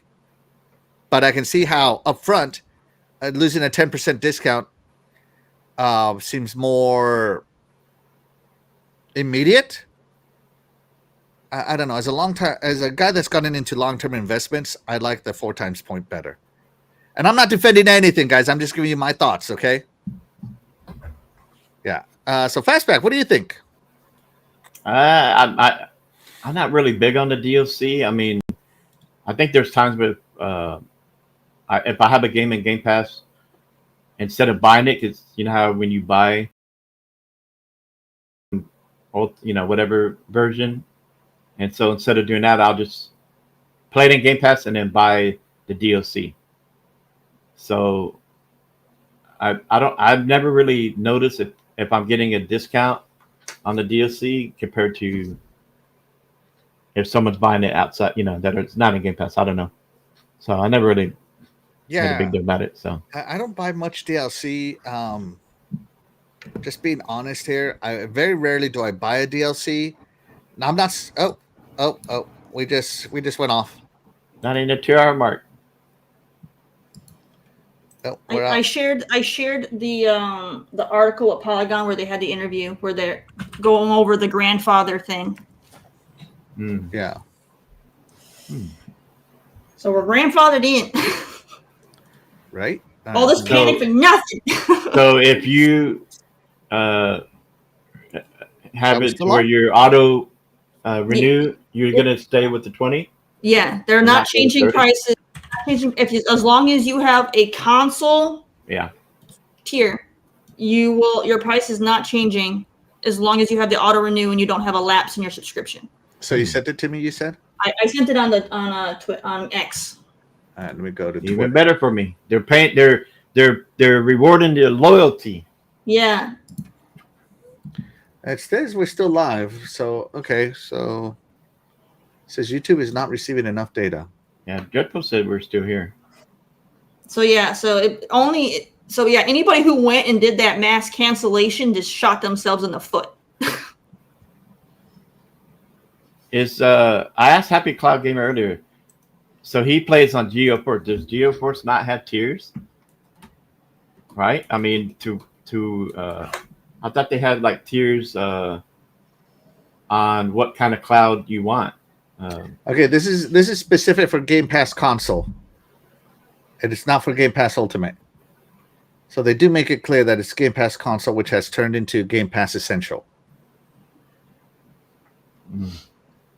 So yeah, it is specific. Yeah. So, sorry, and that's just a quick peruse of it. DLCs. I didn't play this enough or use it enough to really even notice. I didn't know this was a thing. So sorry about that, guys. Shout out to Sappho. Thank you so much for being here. You're the real MVP. He says, I could have used the discount for Platinum and Warframe, but even that isn't breaking the bank. And who knows if it was even in the 10% ad section, Let's see. Let's see. It's select games. It used to be all games. Yeah, that is true. That is true, Doggy. Everything's moving over to select. And Doggy said it's the principalities. Yeah, would it really have hurt Xbox to keep the 10% discount and give us 4 times point? 4 times points? As someone who didn't really notice the discount, this is a non-factor to me. But if you were a DLCer and you bought a lot of DLC, then yeah, I could see how this hurts you. Because losing that immediate discount for a play to earn discount, maybe not for you. So yeah. There you go. I don't know. But to me, DLC goes on sale often. I mean, it always did for me. So yeah, I don't know. To me, DLC, I wouldn't buy DLC unless it was on sale anyway. So I don't believe in buying full price DLC. Just being honest. So let's see. All right, Sarasman says we're back. Yeah, thank you very much. Oh, there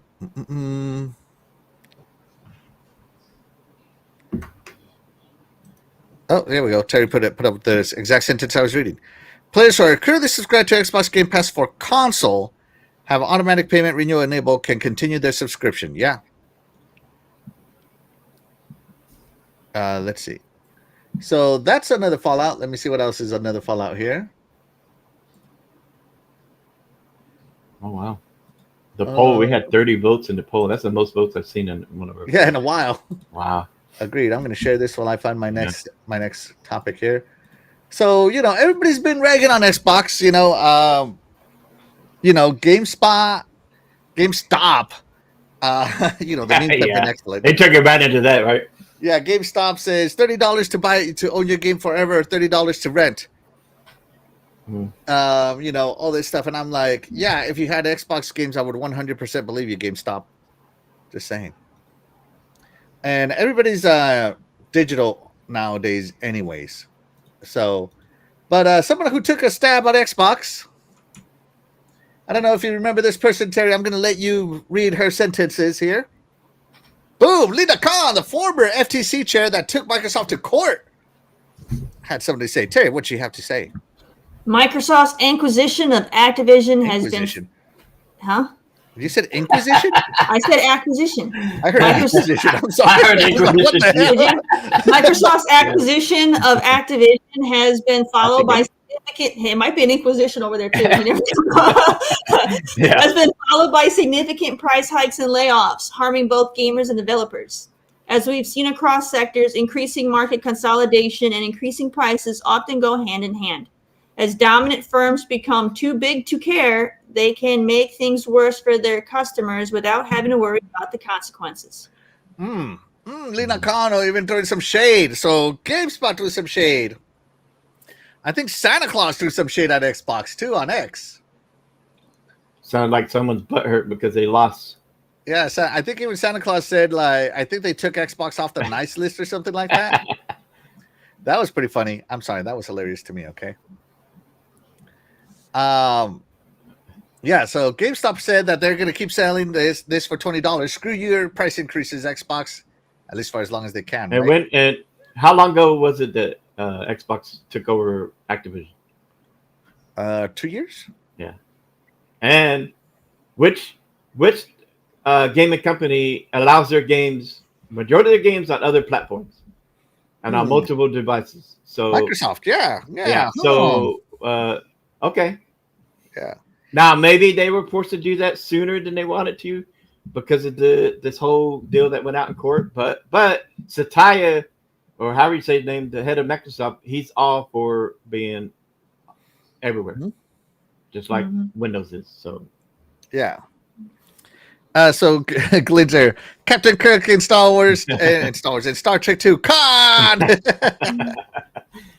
D says, I replayed it. I heard Inquisition too. Deadpool says, I like Inquisition better. It's probably accurate. It's probably accurate. That's why everybody's acting like that. Microsoft going on an Inquisition. She's salty. Salty she lost. Yeah. Oh my gosh. Oh, cool. Got a new subscriber. Thanks for subscribing. Shout out to you. Thank you so much for being here. You are the real MVP. And Royal Bloodline. Welcome.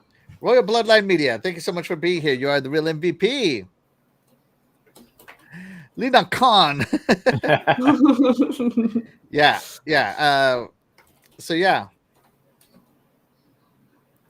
So let's see. Khan forgot who her plaintiffs were. The deal she approved for Sony didn't work well for Bungie. Yeah.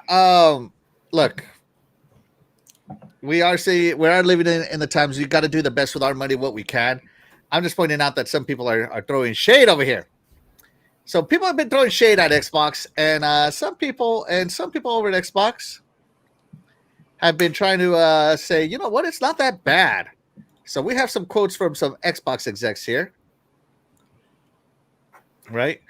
He was talking with The Verge, and I'm not going to subscribe to Tom Warren's notepad. Screw that. Sorry, man. Sorry, Tom Warren. I had to cancel your notepad for Game Pass. This is current Xbox execs. Yeah. Because we know the X ones, No, the X ones are later. They're all, I'll talk about the X ones later. There's the current ones. Yeah. All right. Game Pass Ultimate will now include access to more than 400 titles globally. This includes the majority of our partners who want to continue to bring their future games to Xbox Game Pass. We understand price increases are never fun for anybody. They really never are. But we're trying to reinforce by adding more value to these plans as well.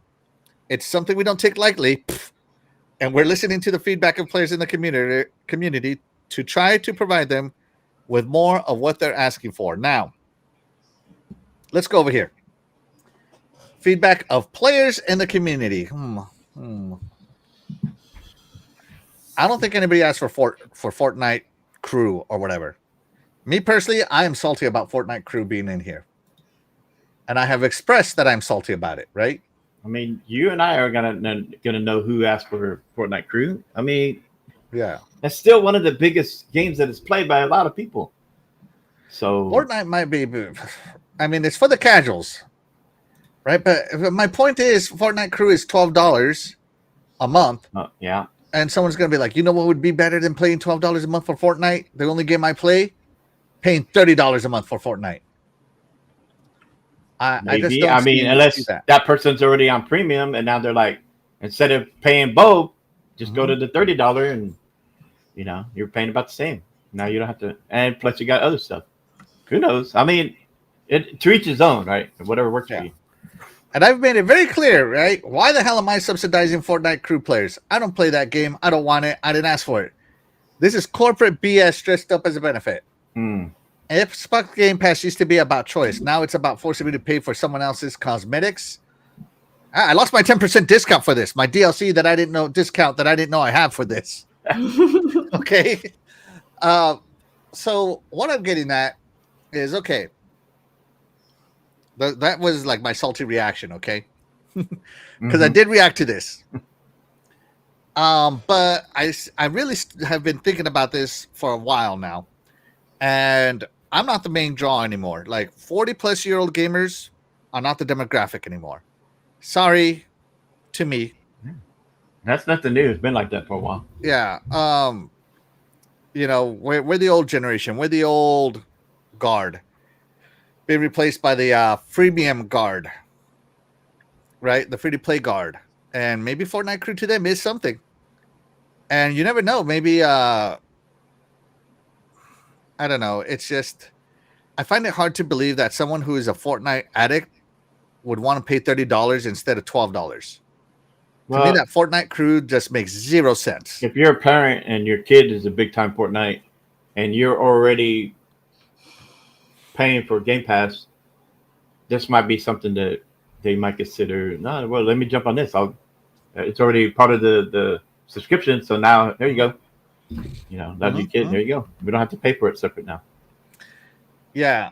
I just don't see this justified. Terry, feel free to jump in anytime you feel like, by the way. All of you do. So I will say that. So I did talk to two friends at work. They're younger than me. They're in their 20s. So I talked to them about the whole Game Pass stuff. I said, did y'all know Game Pass stuff kind of changed? So we talked about it. So one of them, she's all on board on Ultimate. She likes the idea of Ubi Plus. She's a Fortnite player, so she did like the deal about the Fortnite Crew. The other one, he's kind of new to Xbox, so he was like, I don't really play that many games, so he'd probably stick to Essential. So yeah, there are a lot of people that are in. That's why they got 3 different tiers. Yeah, something for everybody. Yeah, pick the one that works for you. Like I said earlier, if Ultimate, if you're really not getting the value out of Ultimate because you're just not able to play enough, then don't whine about what Ultimate costs. That tier's not for you. Get the tier that's for you. I want the day and date without all the extra stuff. Just being honest. I don't need day and date because I'm not like honestly, I'll be lucky if there's one game a year that I'll actually play at launch. So I don't need it. So I don't need it. I'm good. So yeah, I'm just So let's see. Doggy Dog says black hole gamers don't need 400 games. Yeah, absolutely. Like I'm becoming a freaking diver gamer, and I don't need 400 games because all I can think about is one game. So yeah, I agree with Doggy on that one. Let's see. Royal Bloodline says, "What about gamer people who buy these games but have multiple kids or have PC also?" Yeah, that's that's Fastback's world, right? Yep. Yeah, that's Fastback's world. Let's see. Crazy Greek dude. Good thing I'm not 40 plus yet. Hey, that is good. Yeah. Freddie Fox is in the chat. Thank you so much for being here. You are the real MVP. He says, "Facts. Get the tier that's for you and stop crying." Oh. Exactly. Everybody's taking the Terry approach. Get tough on these. Give them some Gotta get tough tough on them, man. I'm like, there's nothing wrong with premium. If premium is for you, get premium and stop crying about ultimate. Like, there's no shame in going premium. Mm-hmm. Staffel says, "I need day and date. That lineup for next year looks insane." Right? Mm-hmm. Yeah, absolutely. Shout out to Jesse James. Thank you so much for being here. You are the real MVP. He says, "Get her done." And then you feel like, there's a year that looks like it's going to be slow, and it doesn't look like there's going to be a lot of day one games that you would be interested in, then drop down to the lower tier for that year, Hey, I'll be right back, guys. Give me a minute, okay? All right. Hold on. Let me...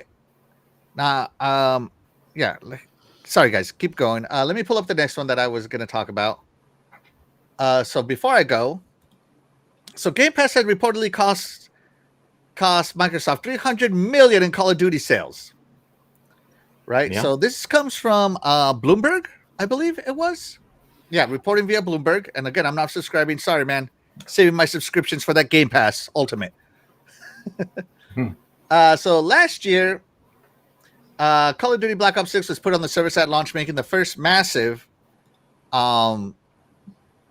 annualized release to appear on Game Pass since the initial acquisition of Activision.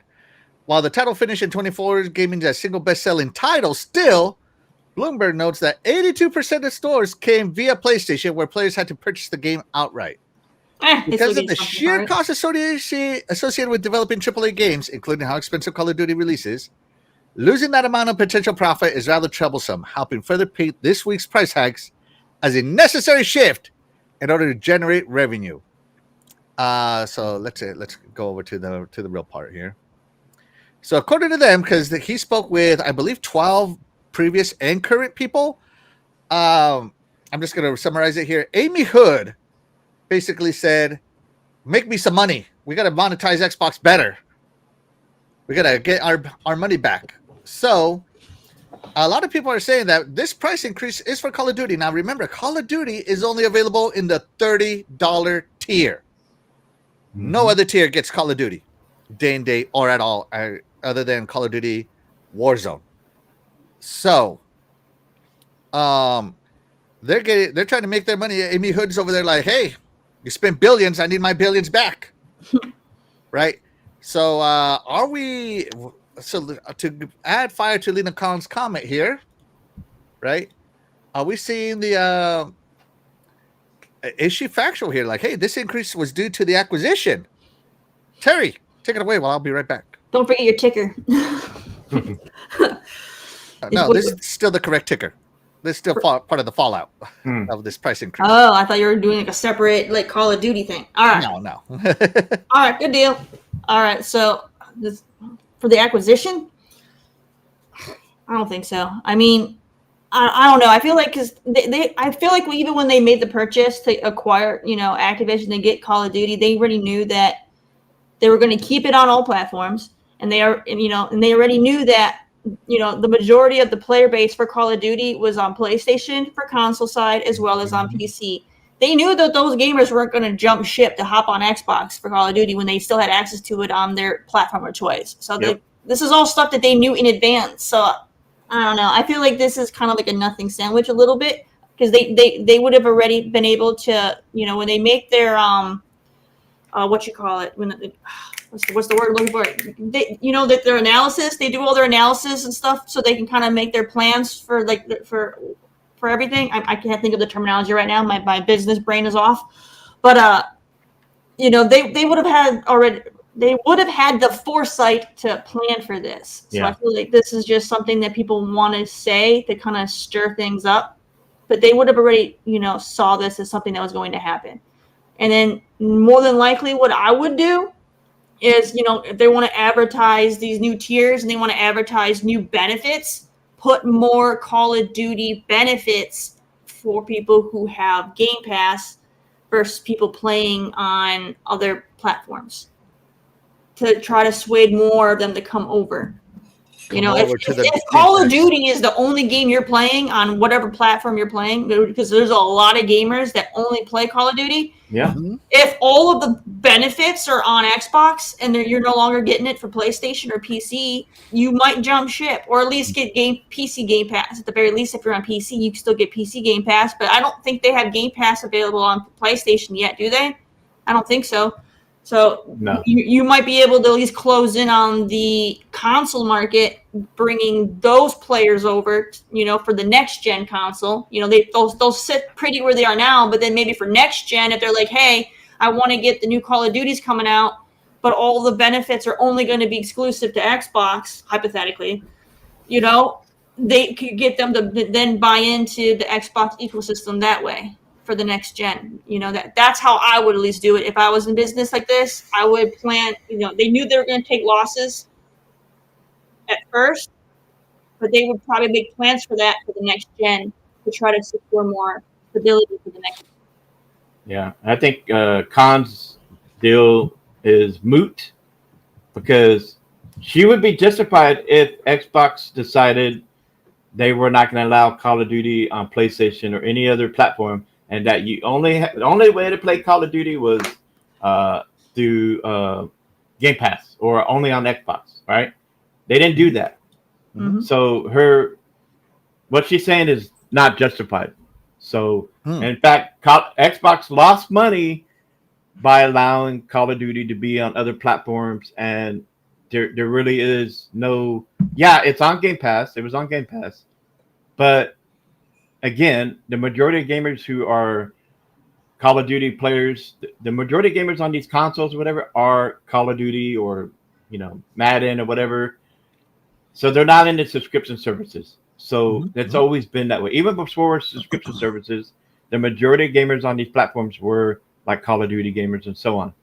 So it's no surprise, like 82% PlayStation, and then the rest, you know, PC and Game Pass, Xbox. But so right here where the guy says, tries to say that Xbox, if they would have not put in Game Pass, that they probably would have made their money, which is, you can't say that for sure. So, but I will say that by them continuing not to have Call of Duty on the premium, but you can have it on Ultimate, I think they're hoping that would increase sales of Call of Duty physically, right? So they can get their money up front right away. So, you know, I would rather have the recurring income. Just being real honest here, I'd rather have recurring income than one-time income. Just I don't know. To me, that makes more sense to me, right? Yeah. But I still kind of don't like that they're starting to piece deal Xbox to, you know, all this stuff is first-party titles. It should be available on every tier because it's first party. But they very much straight said Call of Duty will very much be only on Ultimate. And Call of Duty is the, you know, 800-pound gorilla that it is, right? Yeah. For a reason. So, yeah. That makes sense from a business side. As a consumer, I would agree with you to have all those on every tier, but from a business standpoint, you wouldn't be able. There would be no reason for anyone to get a higher tier if they can get all of the number one benefit people want. They can get it if they can get it on the lowest tier. Nobody would ever get a higher tier. Yeah. Yeah. I don't. Like I said, to me, go spend your $80 and get your game and this is a pro. What is it? Pros and cons for me, right? Yeah. Let's check in with the chat. Doggy Dog says, it cost themselves. No crap, Sherlock. These obvious articles are so dumb, right? Yeah. Sappho say, that's suggesting that they would have sold over 4.2 million on Xbox. Yeah, Call of Duty. Plus, they still made money from the games from Call of Duty being sold on PlayStation 2. Yeah. Stanley Francois says, everyone has different complaints, so what's Xbox supposed to do? I want to know what gaming subscription meets all these different needs / complaints that includes day and date games. Oh, you tell him, Stanley. No one else gives you day and date. Hi, Terry, you're Nintendo Switch Online. You get day and date on that? I don't have that. Hell but no, I, you I'm don't. No, pretty you sure it don't. doesn't. I'm pretty sure it doesn't. No, you Nintendo don't. As a would matter of fact, never you gotta do buy that. extra accessories. You got to play you those gotta games, buy like you a gotta virtual buy boy. everything on Nintendo. Isn't there subscription literally just so you can play online? Yeah. Hey, what about your PlayStation? Your PlayStation. What are the PlayStation tiers? I don't even know what the hell they are. I don't know. Somebody tried to Unlimited, post. whatever it is. Let me see. So I remember somebody PS. tried to post it on X and try It's to say been how years since I've been subscribed to PlayStation Plus PlayStation. is now better value than Essential like, Extra Premium. Right, come right. on. So PlayStation Dude. Premium. On Premium, do you get day and date on Premium on PlayStation? I don't Fastback? think No. you do. No, No. you don't. And they only give you what, like 3 games a month or something? Oh yeah. And the first party games, they come in and leave the service. Yeah. Oh, so yeah, Study for Saw. It's got a good point. Yeah, I agree. Yeah. Now, But I'm also still upset that I am subsidizing Call of Duty as I'm not a Call of Duty player. well, sir, sorry. And to Doggy Dog, I'm also Doggy Dog. He played that stupid what is it called? Indiana Retirement Homes Jones. Well, easy. Come on now. Game. Hey, I subsidized didn't like it. his gaming on that because I didn't play it. I'm just saying I'm subsidizing everybody. You're You're welcome, everybody. You're welcome. Indiana Jones fan. It's a great game. But you're Right, not. M, thank you so much for being here. You are the real MVP. MVP says, "How about Microsoft canceling the next Xbox? Seems like bigger news." No, we might talk about it. I looked at it, and trust me, I'm looking at it. Yeah. Let's see. I don't think a carded person is going to jump over to Xbox this late into generation. No. Yeah, that's why I said for next gen they might. If they have to really make it enticing with whatever these benefits are that they are alluding to, because they didn't give us any details on all these benefits. So they gotta have some pretty good flipping benefits, to get people to do that. Shout out to Wacko Games. Thank you so much for being here. You are the real MVP. He says 3 months ago, Xbox announced a 10-year partnership with AMD to produce next-gen consoles. Oh man. And I'm sure that thing had millions of dollars in consequences for breaking the contract. Just saying. Saying. No, they're true, sir. Believe those. Maybe give them like tokens for free battle passes or something on Call of Duty. Right. That'd be enticing. Shout out to RWK88. He says, "Morning, y'all. What's up, RWK88? You are the real MVP. Appreciate you. Sir X-Man is in the house. I'm glad I got my Borderlands and Battlefield discount before I switched over to premium." Oh, there you go. He switched over. Cattle says, "The solution is easy. Make Fortnite an optional add-on. There's no way they complain off of profit and add more stuff to Game Pass to get more in debt." Shout out to Kato. Thank you so much for being here. You are the real MVP. I'm not sure about that one, man. You got to bundle it. Like, as someone who sells games on eBay and stuff, nobody's buying Madden 95. Nobody's buying Madden 2008. The only way I can move Madden 2008 is if I include it with a game people do want to buy. And that's just the way it is. Bundles are a part of it. I'm not justifying it. I'm just telling you the reality. I'm gonna regret seeing. Good Lord, hungry Diablo. Thank you so much for being here. You are the real MVP. He says, freaking squares. Who, us? I don't think you know. No, I don't know, man. We were talking about PlayStation, so maybe that's the. Maybe. Okay, yeah. Sorry. Maybe. Sorry, I'm behind on the chat. Maybe. Let me catch up. I just don't want to pass up any names here. There's like quite a few people haven't seen before. Appreciate Jesse James says, "I only played COD because it was in Game Pass. I would never buy it." Yeah, same. Let's see. Shout out to Cam MA. Thank you so much for being here. You are the real MVP, and I am caught up. Sorry, guys, if I'm. I haven't paid for a Call of Duty game in years. Yeah. So Call of Duty. They're saying that the reason the Game Pass increase is due to Call of Duty. I don't know. It's hard to argue against it, as I can 100% see Amy Hood saying, "Hey, Xbox, make me more money." I mean, as a CFO, Terry, wouldn't you say that? Yeah. What about you, Fastback? Yeah, I mean, I spent $65 million to buy that's my Call job. of Duty and Activision. What do you expect? Like, so if Sony did the same thing, bought ABK, you guarantee they would have made some increases. Yeah, we'll see what happens. Got to get that money back. But I just want to talk about one more thing here to all of this Game Pass stuff, right? So, Terry, we have the tiers, right? We got the tiers here. Yes. But Ultimate got the biggest upgrade, if you will, quote unquote upgrade. Some people might consider it an upgrade, some people not. Right? Let me change my scroller here. And that includes new games from Ubisoft Plus and EA Play. So they added 95 games So good. to They Ultimate. did.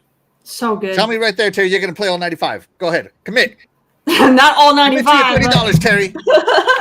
Not all 95, but no, it's a good value. I mean, just the Assassin's Creed games alone. Yeah. So Is, it's you Hogwarts know, Legacy, the number there's one so selling many. game of that year. I'm excited for that because that's one that I've been wanting to get and I haven't got it. And now look, I was patient. It was been on my backlog, and now it's available to me. So I'm happy I waited. See, it pays to wait, man. It pays to be patient.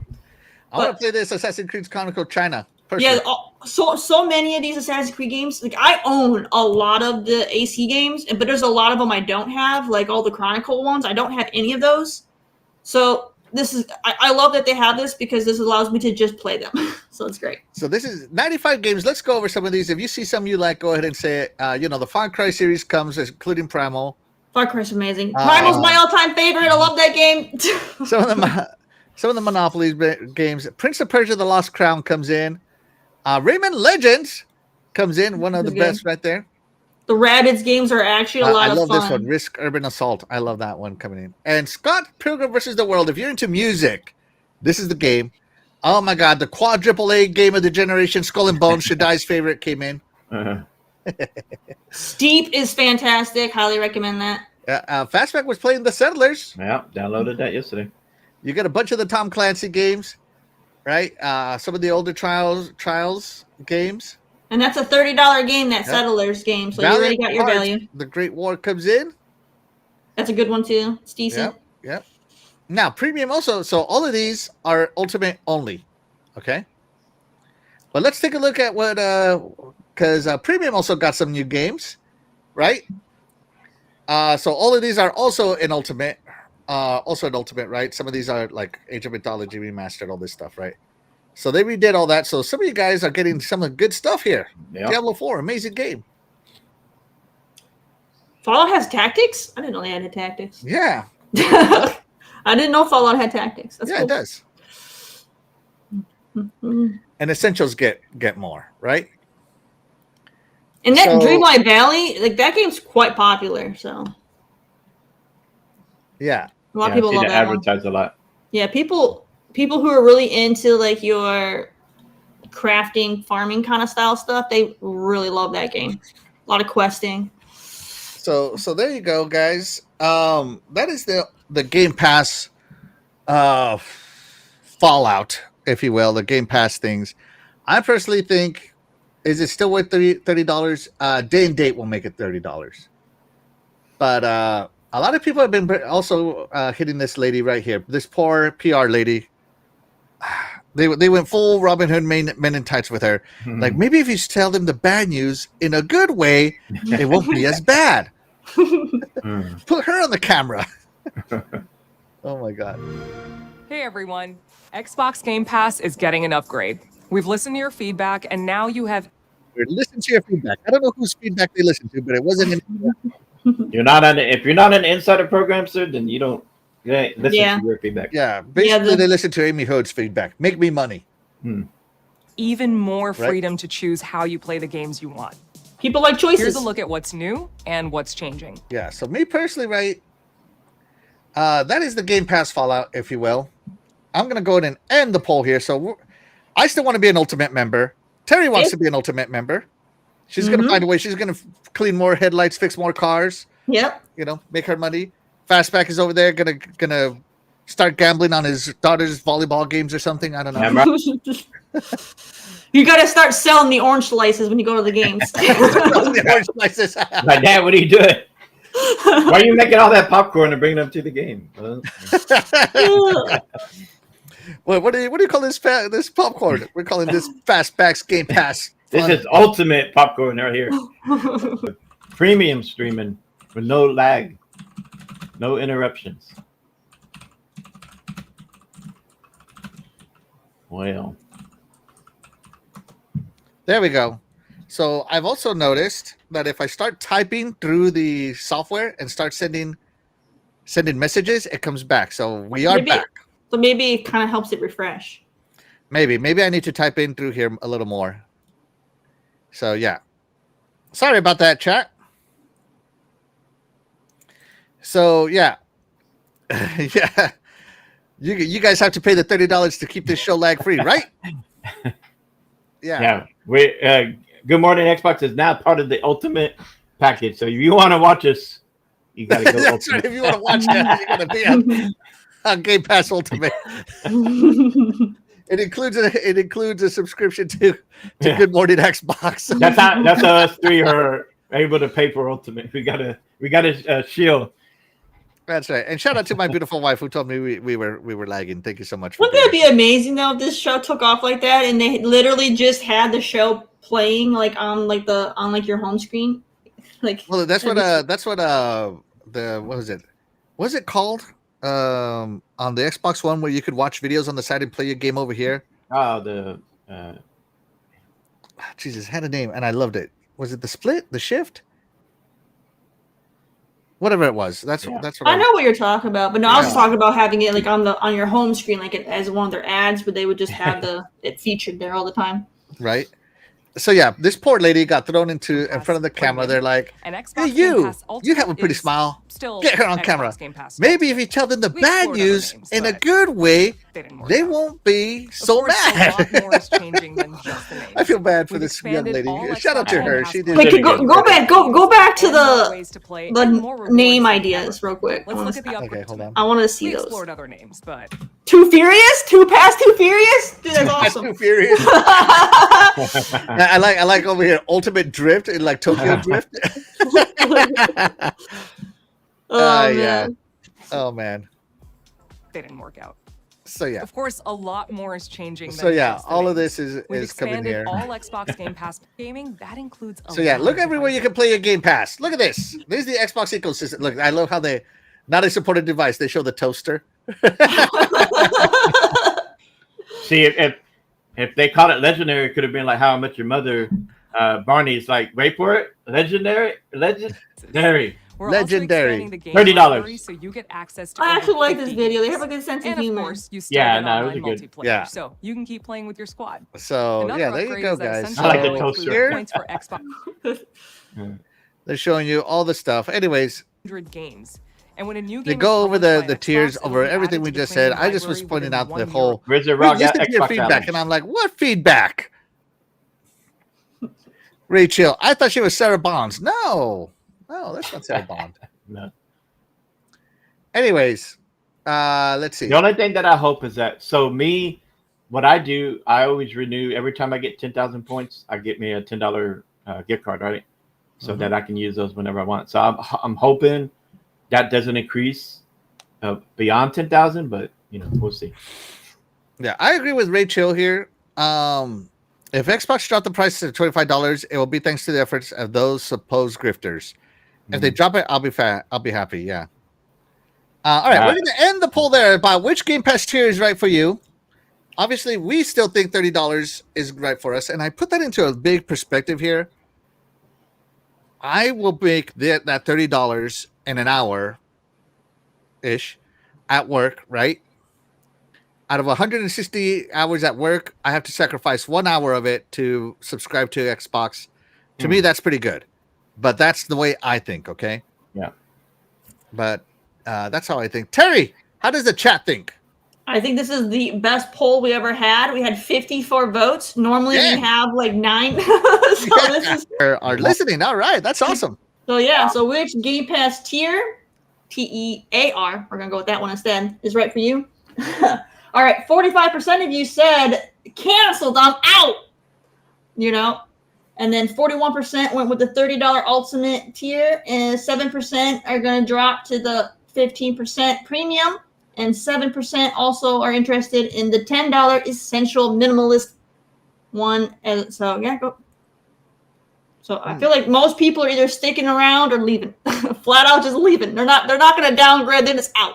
We're out. We're lagging again. Yeah. I just don't understand why we lag suddenly.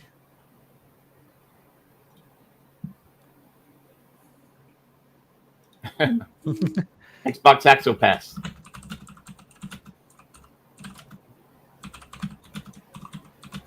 Yeah, that's a good poll. That's a good telling.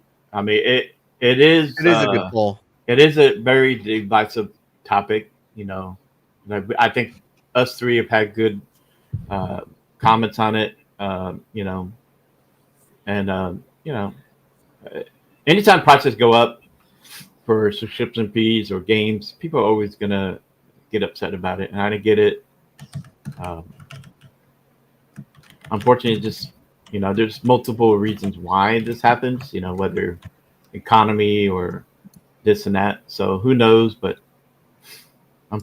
just if you can afford it, go for it. Works for you, but if not, you got choices. No one's forced to into any of these tiers. So that is true. That is true. Are we back yet? No. Yeah, I don't know.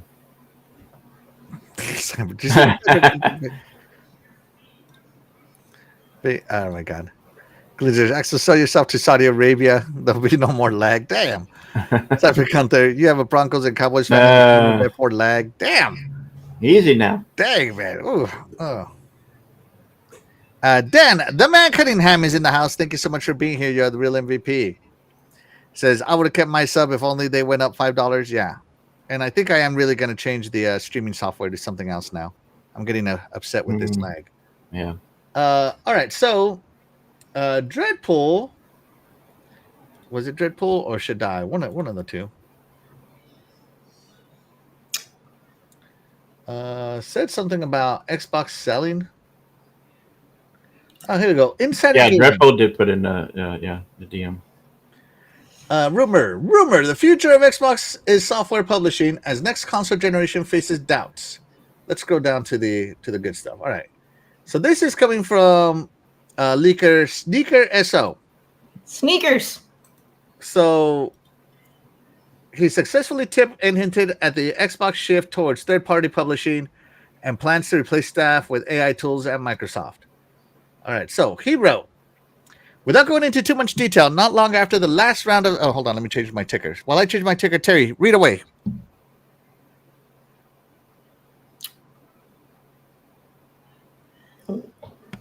Terry?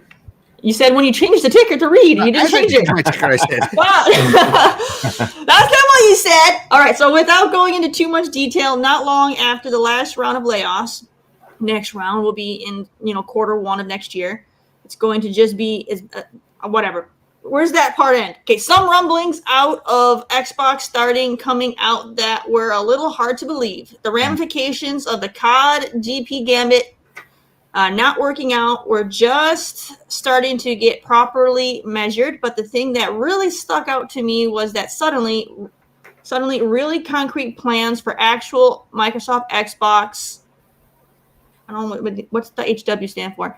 Hardware. I don't know. Hardware went from being definitive to up in the air, which was really startling, given that this thing was meant to be out relatively soon. It was one of those situations where, despite folks being told, hey, you want to pull the trigger on this in 2026, the steps you would need to take in the lead up to delivering a new console gen weren't being met.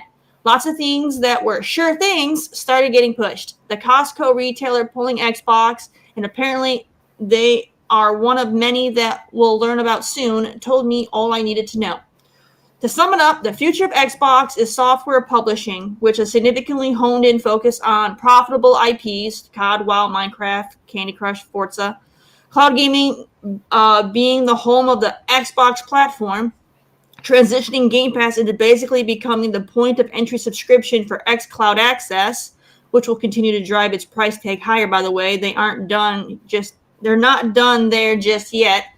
And releasing their software on any device that has a marketplace and users willing to buy their titles. Maybe some OEM thing will take up the Xbox name, but given what is clearly a collapse in favorable mind share and faith in said brand, I'm not even sure a third-party OEM is gonna want to have an Xbox console by the time Microsoft is done with their reorienting of the division. Hmm. You want me to keep All going? right, so that's the rumor that the Xbox consoles isn't coming out because sneakers SO. Hmm. I don't know what his track record is. Let me see if I can find one real quick. But Yeah, right. no more Xbox consoles, Terry. Mm, I don't believe that. They already said they were making another one. Mm-hmm. yeah, I agree. already did That the one, R&D. that one might be the last one, but they're still Yeah, making at least yeah. one more. They never said that. They never straight out, flat out said that they were making a first party handheld. They never announced it. Yeah, That was all rumors, right? yeah. Yeah. And so the fact that Asus made the handheld is everybody's like, well, Xbox didn't make it. They canceled their handheld for the Asus one and whatnot. And I'm just like, they never officially announced that they were Yeah. making a handheld, right? Yep. Yeah. So Fastback, what do you think about this rumor? I call BS. They've already come out and said, they like you said earlier, the investment partner up with AMD. AMD even came out and said that, their thing about it. We've seen the partnership up with Mixer, with the VR, right? We've seen it with Asus, with the ROG Ally. They're not going to sit there and just give up on the hardware console market. I could see them partner up with maybe a high-end PC where you're going to see same thing. You're going to see maybe an Xbox logo, something special for that PC. Plus, the whole OS that we've seen that's on the ROG Ally, and now you're seeing the updates on other handhelds. They want to bring that OS to the next gen, right? So that you have the option to play all your Xbox games, if you have Steam and other platforms, all in one area. It's streamlined, it's clean. So why would you do away with the console market? There's always going to be some kind of hardware. When you have investment partnership with AMD, well, AMD makes hardware that has to go in something, right? So, yeah, in the future, you're going to see more cloud gaming. Uh, a lot of people, I can say majority of people are just going to click on the app and play their games at one point. TVs, I could see TVs TVs are already improving on gaming. So I can see an AMD chip inside a TV, and they're partnering up with Xbox or whatever. Yeah, but one way or another, there's going to be hardware. But I don't. Yeah, next gen we'll get another console. So But after Sneakers that, I can see SO, that. yeah. So Sneakers SO, he said that Xbox is going third party, quote unquote third party, and in December 2023. And it was confirmed by Phil in 2024. If you remember that business roundup they had, right? Yeah. He talked about Xbox layoffs and studio closures in 2025. Shoot, I could have predicted that. Yeah. Just being honest, layoffs happen at Xbox yearly. Everywhere. Yearly. Not just Right? Xbox. Yeah, but he was specific as to which ones were canceled, which was Everwild, Perfect Dark, stuff like that. So okay, I'll give him that. He talked about Copilot replacing staff workers. That is industry wide. Mm-hmm. It's just that Xbox went real aggressive with it. So I don't see that really being a leak of anything. That was just happening in the industry. Google had done it, Oracle had done it. It's just that no, they didn't do it as aggressively as Microsoft. Yeah, but also Microsoft picked up how many studios and publishers recently. So that's how many people were added now under Xbox and Microsoft. So that's no surprise. Yeah. So and he matched the leaks of Halo being on Nintendo. We'll find out at the Halo World Championships. And again, I guess if you really want to talk about that, I predicted this back in the day when the first 4 titles went multi-plat. Just being honest, hey, I'm a leaker, guys. I called it. You did it. I did. I've been saying it ever since. It's going to be now all titles. Don't Gears believe this and 4 title BS. Forza are now out on that. Yeah. So yeah, no surprise Halo going that way. So to me, that's really a nothing burger. That's just knowing the way Microsoft is, which I know Microsoft as a fan, and I knew for a fact that the 4 titles, it was going to be all of them. Remember, Terry? I'd been calling it out for a long time, right? And then he's bringing up Xbox profitability concerns. He mentioned that whole thing of Game Pass not being profitable, or Xbox only became profitable after ABK stuff, and it's like Xbox was profitable before. Yeah. So just throwing it out there. I mean, Not it's as because profitable, no. Didn't they use their profits to buy Bethesda? Didn't they use their profits? Yeah. Just saying. Yeah. So how could you say they weren't profitable when their profits bought Bethesda? Like, So. and that was a huge deal back when that came out. Yeah. So I'm not saying that this isn't going to happen, as software becomes more the way of the future as a whole. Microsoft has always been about software, will always be about software. And all these concerns that people have, like, but I can play my OG Xbox games on my future on PC, on the new app or whatever. It's software. They're going to figure it out. Don't worry about it. You're covered, right? At least your digital purchases are covered. So yeah. We'll see what happens. Let's see. Let me see. Hold on. The chat went really crazy. Hold on. Give me 1 second, guys. Oh my gosh. My God. Wow, the chat went wild on this. Holy cow. Shout out to Noof Nukem. Thank you so much for being here. You are the real MVP. Thank you so much for being here, sir. Let's see. Let me see. Kevin May says, I'm not a picky gamer, so it's not a big deal for me. I hope he's talking about Game Pass here. Let's see. Doggy Dog says, hello, this article. Forget about that deal signed with AMD to make new consoles. Yeah, you mean this deal right here that was announced in June of 2025? That's right. Yours truly does his research. Xbox and AMD advancing the next generation of gaming together. Yeah. So just saying. And again, not locked to a single store or one device. All he's doing is expanding on this. Like, no offense to Sneakers SO. Thank you so much for being a leaker and driving topics, but you're not really telling me anything that Xbox hasn't already said. Just throwing it out there. Yeah. Let's see. So Doggy Dog says, this is trust me, bro sources. It really is. Freddie Fox says, that's a dumb rumor. Let's see.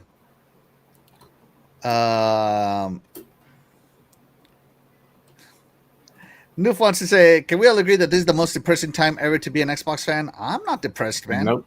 Sorry, Noof. Yeah, Nope. Sorry, I don't agree with that. I'm not depressed. Dude, am I sad that I'm having to spend $10 more? Yes. But am I depressed over a hobby? No. Terry? Nope. Yeah, sorry. It's a hobby, man. Sorry. I treat it as a hobby. Yeah. No one has to, game. We do it because we like it.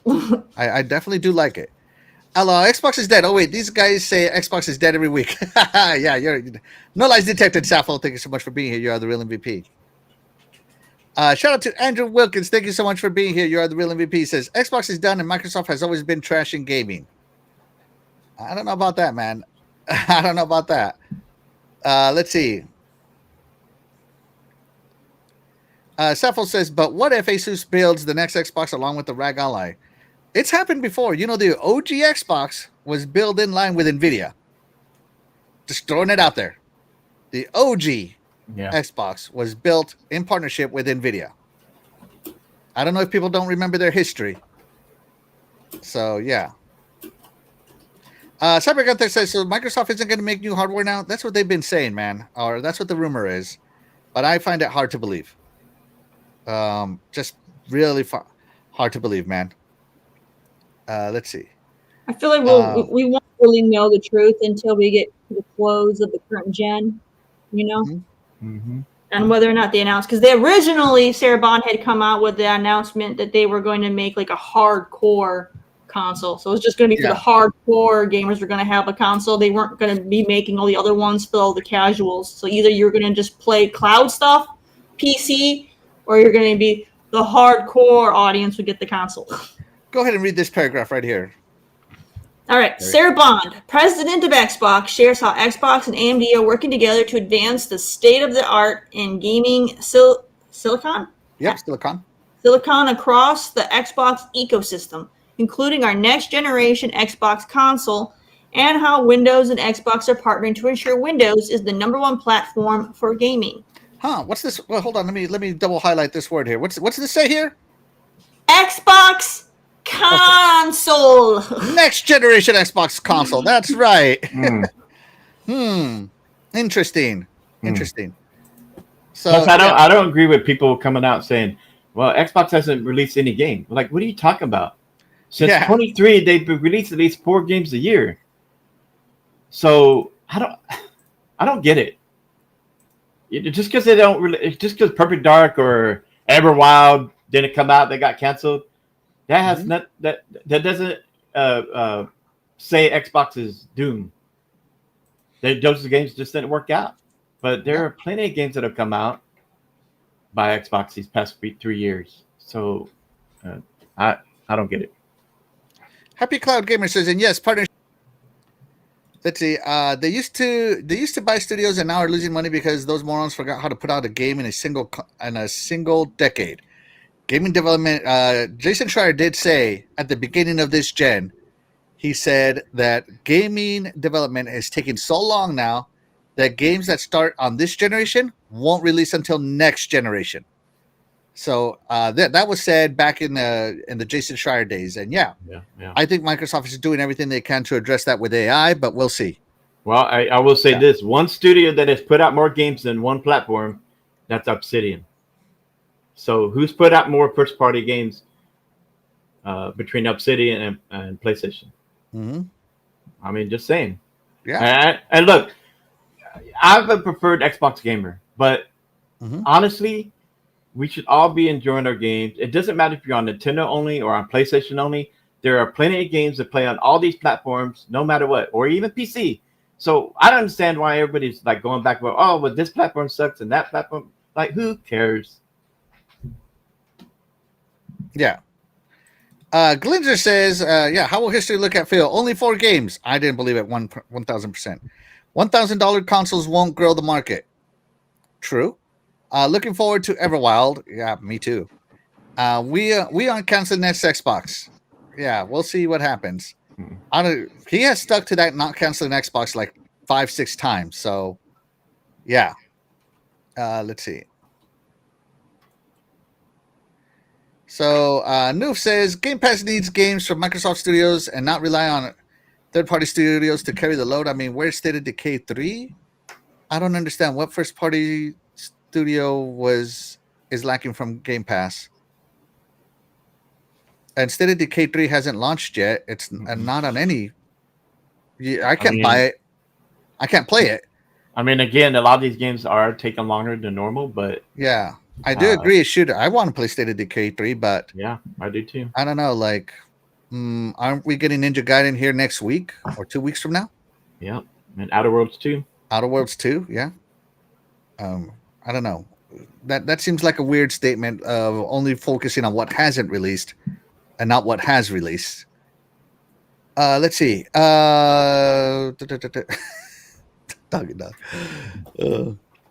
You're right, though. I've never seen a PlayStation guy lie. Dreamcast guy, Reforge. Yeah.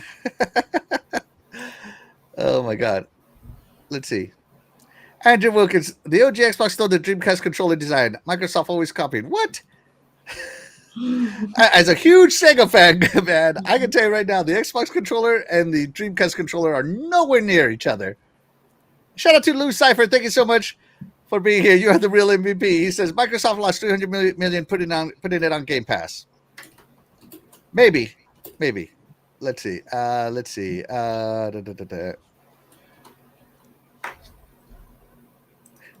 Here we go. Wacko Games. Thank you so much for bringing this up. People are changing their tunes this morning to how they're saying the next Xbox will be a PC, which is what we have been saying for 2 years. Yeah. Thank you, Wacko Games. Thank you. Hard facts right there by Wacko Games. Yeah. I've been saying that for a long time too, that with the way technology is, you can only make a console because consoles have always been, behind PC. Yeah. So there's only so much updating a console can do before it can no longer be a console, before it needs to bridge the gap. So we're getting to that point to where there's not much more they can pack in that little box. But the whole point of the console was the ease of use to game. Yeah, nobody wants to be on the dashboard or Windows to play games. I don't. Yeah, it's about playing plug and play. You know, but the new Xbox, the new OS that's on the updates. handhelds is going to be what's taking over. So, yeah, you could buy a PC and then you have that new OS, and it makes it a lot easier, right, to just game. So the cloud gaming is more plug and play than console gaming, because when you first buy that new console, you have a multitude of updates you have to do before you can even play the darn thing. So so it's like, if you go and you buy a smart TV or an Amazon Fire Stick or whatever, to where you can do Xbox gaming, you just literally pull up the app, sign into your account, and you're playing games. Like that's as plug as play as you can get for gaming. No lies detected. Yeah. Shout out to Naruto. Thank you so much for being here. You are the real MVP. Appreciate you. I'm going to skip all the way down to the bottom, guys. You guys have been all over it. I'm like 60 messages behind. So let's see. So Newf says, still looking forward to Gears of War E-Day and Fable. I hope they come out. Yeah, me too. Let's see. The next Xbox game won't need shelf space at Costco. It'll be in the PC section. Oh, there you go, Jesse James, sticking outside the box. The Xbox, that is. Xbox is everywhere. Yeah, and Naruto, for the past 2 years, this has been the rumor. The new Xbox is a hybrid console. That's the rumor, guys. Absolutely. It already is a hybrid console with them putting it on all these other devices. They're already doing that. So we'll see what happens. I don't believe this rumor at all. I brought it up because the chat kept bringing it up. Yeah. But I don't believe this rumor at all. Yeah, I don't either. Is it going to be a traditional console? No. And Sarah Bond straight up said it. She said when she was saying it's going to be the most powerful console, she meant the most powerful in AI innovation base, not powerful as in, graphical output or whatever. So Sarah Bond has been clear on her messages in my and hey, if you can't buy an Xbox at Costco, go to Sears. I mean, not Sears. Yeah. Sam's. They were out cheaper too. Somebody was posting that you were getting them on sale over there. So yeah, Sam's were like less than $300. Go get a Sam's membership. For real. All right, so that's gonna do it for the topics I have today. Terry, do you have anything else you want to talk about? No, I think we're good. Yeah, I think we're good too. Fastback, you got anything else you would like to talk about? No, I'm good. All right. An interesting subject. It was. The chat was on fire today. Yeah, no, great. A lot of people showed up. Appreciate everybody. A lot of opinions in there, and just be cool with each other. Keep it civil. Yeah, definitely. And guys, thank you so much for voting. Wow, 50 votes. That was awesome. But of course, we wouldn't be able to do this show without you guys, the chat, and that's why you guys, the chat, will always be the MVPs to all of the shows here on the Iconic Video Games channel. And with that being said, we are going to go ahead and get out of here. I'm Axel1324. I'm Cool Cat Terry. And I'm Fastback2768. And we will catch you guys next week. Bye, everybody. Game on.